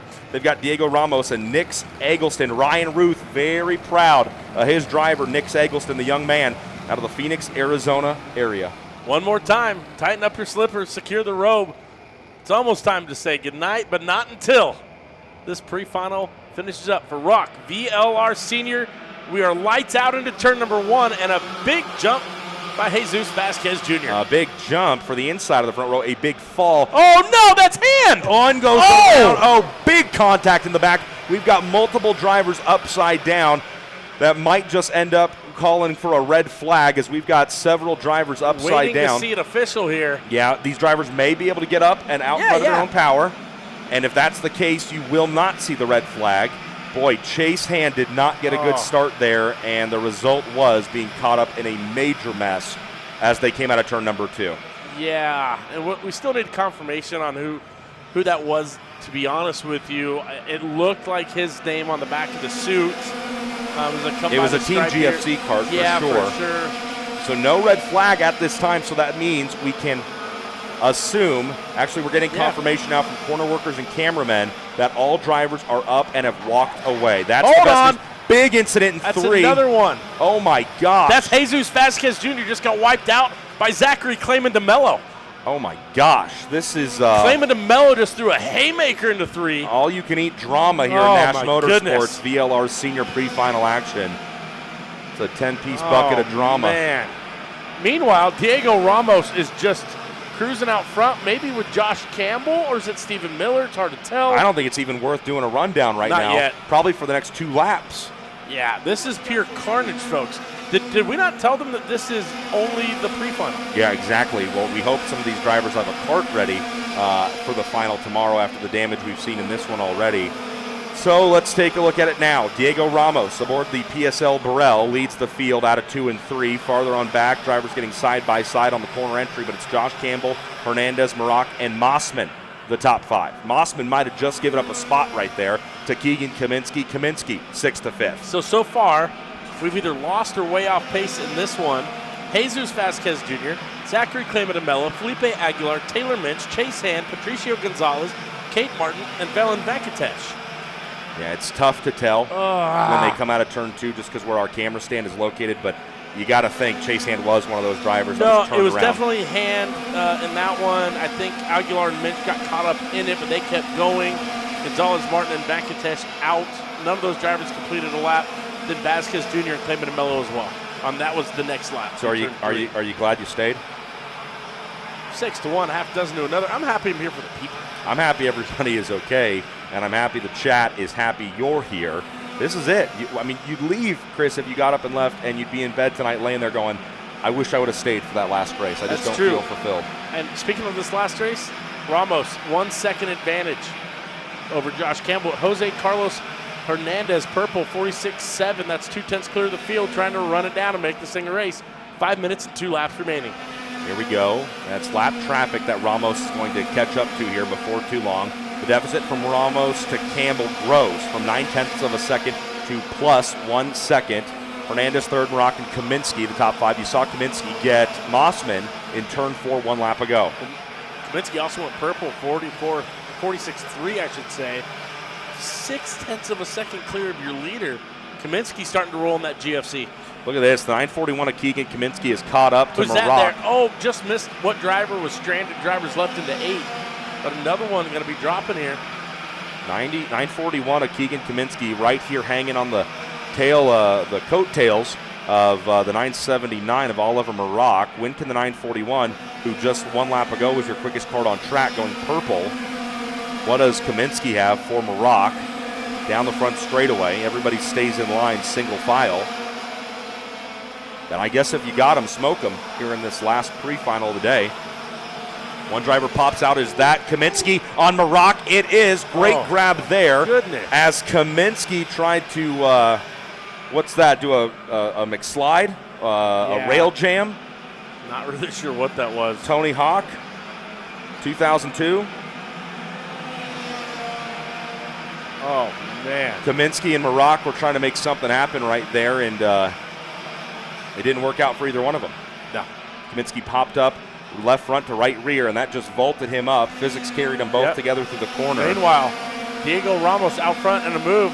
Olivier Maroc to the inside of Hernandez. No, Maroc got caught up in all that. Oh, that's right. Kaminsky. That was Mossman now. Yeah, Frankie Mossman. How far are Kaminsky and Maroc going to fall? Miraculously, only about a position or 2. So Maroc and Kaminsky kept it back going in 6th and 7th. Stephen Miller, Sarafati, and Eggleston, the top 10. Eggleston from 4th to 10th here has got to do a little bit of work to get back closer to where he started this race. Yeah, and Eggleston was kind of in the spot, had to dive or avoid a lot of carnage there in the opening 2 laps. Absolutely. In fact, he's still rolling, means he did a good job of missing all that calamity out on track in the opening 2 laps. You know who's not worried about it, though? Diego Ramos, your leader. 1.3 second advantage. You've always got the perfect segue. Man, heartbreak, though, for some of these drivers that have just been so good. Absolutely. Vasquez Jr. And Hand. Claiming like, that was the race that I really wanted to see a Vasquez Jr. and Hand battle. Go at it here, and we've been robbed of it, unfortunately. Alan Eisenbard in the 902 is going to work on the 979 right here of Maroc. That's the fight for 5th position on track. They scream by into turn number 8. They got to get back over the left-hand side of the track. Dive down to the right-hander, turn number 9. And there they go. Head down the back straightaway. Ramos, though, he's out for a Saturday evening cruise. Oh, yeah, just literally windows down, tunes up, not a lot of concerns on board the 913. Saturday evening cruise for Diego Ramos. Josh Campbell has given way now to Jose Carlos Hernandez. 1.6 seconds back. Kaminsky, we saw him do it earlier. We see him do it again. Purple lap, 46.262. Quickest card on the tracks in 7th position. Yeah, Kaminsky trying to close down after that mistake made earlier while trying to get around Maroc. Mossman in the 4th spot in the 901 trying to be head down. Knows this is a great opportunity with so many of your, what predicted to be probably your top 3 guys here out of this event. Look at this fight right here. Josh Campbell is in the middle in that all-white suit, the 926, going after the 910 of Hernandez. You know, Mossman didn't go purple last lap, but for the top 4, he was the fastest one by a 1/10.5 last lap. Right. So he's at the tail. And you see him, he's right there in 4th. He just got to the back of Campbell. They're going to do everything they can to try and push forward here. He's at the tail of that 3-cart pack. 2nd, 3rd, and 4th go by you in turn number 1. Shocker. They'll head for turn 2. Kaminsky, 46.0. Kaminsky half a second faster than the field. He's fast. Rolling right now. Now he's just got to find a way to pick up some positions here late in the going. And we are late in the going in this one. Clock about to expire inside the final 30 seconds of this, the Nash Motorsports VLR Senior Pre-Final. Ramos is rolling. Ramos is clear of competition. This will be 3 to go when they get to the stripe here, Tony. Hernandez, Campbell, and Mossman, here they come. That's the fight we're keeping our eye on. 2nd, 3rd, and 4th head across the start-finish line. I mean, Mossman 3/4 of a second faster than those around him the last 2 laps. Kind of levels out here. Your leader 46.5, Hernandez 46.4, then a pair of 46.3s for Campbell and Mossman. And right there at the tail of that battle, behind this pack, we saw Isambard give way. No, Keegan Kaminsky and Isambard are racing against each other with Oliver Maroc. That 3-cart pack right behind this one is having a good go of it as well. 5th, 6th, and 7th. We'll see if we can catch up with them maybe for just a corner or 2 as the leaders come into turn number 10, the Masquerade Hairpin. They'll see the sticks when they get to the other side. You can see a little bit of sun poking back out now as the sun continues to set to the west coast. It's a coast. Best coast. I think the Corn Coast. Corn Coast will do all right. It will do. And here we go. Down into the fast sections, turns 1, 2 before that hard-braking right-handed hairpin, turn number 3. Hernandez, Josh Campbell, and Mossman. Now Hernandez is able to put a little bit of daylight between he and Josh Campbell and Frankie Mossman. But there is no chance these guys are able to catch up to Diego Ramos unless Ramos makes some kind of unforeseen error, a mistake, makes a misjudgment. It's just going to be tough. It's going to be really, really tough for these 3 to reel in the race leader. Out of the final corner, white flag waves, 1 lap to go. Oh, that sounded like big carnage just below us here. Very below us, as it's going to be Isambard. Isambard, you can see him dropping down the leaderboard in the 9th position. Possibly somebody else because Isambard has stopped the fall in 9th position. So we'll do our best to find out what the cause of the sound of the barriers crashing is here on the final lap. But a Saturday chock full of great racing set to come to a close here at ROK Vegas as the Nash Motorsports VLR Senior Pre-Final has 3, now 2 corners left to go. Diego Ramos went lights out in the 3rd position. He'll come across the start-finish line to see the checkered flag waving as the winner. Nash Motorsports VLR Senior Pre-Final goes to the 913 of Ramos. Hernandez ends up in 2nd. Mossman 3rd. Look at this. How are they all going to sort themselves out? Campbell 4th. Nick Eggleston gets back from 10th to 5th. Wow. Keegan Kaminsky 6th, Parker DeLong up to 7th, both ruthless karting drivers inside the top 10. Oliver Calvo 8th, Isambard 9th, and Steven Iser at the top 10. Aren't you glad you stayed, Chris? I am. But did you hear that? What's that? That's Dinner the bell? Dinner bell. Gotta go. Tony, staff, ROK Vegas, it's been a pleasure. You're not going to be here tomorrow? I'll see you in the morning. I can't wait. Way to leave us on the edge of our seats. Ladies and gentlemen, that was Chris Wheeler, and he's heading to bed. So, Chris, thanks for being here with us. It's awesome ROK Vegas was able to meet your asking price, your show-up fee, and you've really made it. So there you go, folks. We are done for the day of racing here at ROK Vegas. Tony Laporta and Chris Wheeler saying thanks, be safe, be good to each other, and be successful on the tables here tonight. What's that word we're going to end on? Love. That's right. We love being here with ROK Cup USA. Big thanks to our broadcast crew for the great job all day long bringing you sound and images of ROK Vegas. Saturday heat and pre-final racing is done. We will see you early tomorrow morning for main event racing. Until then, thanks for watching. I'm Tony Laporta. We will see you down the road.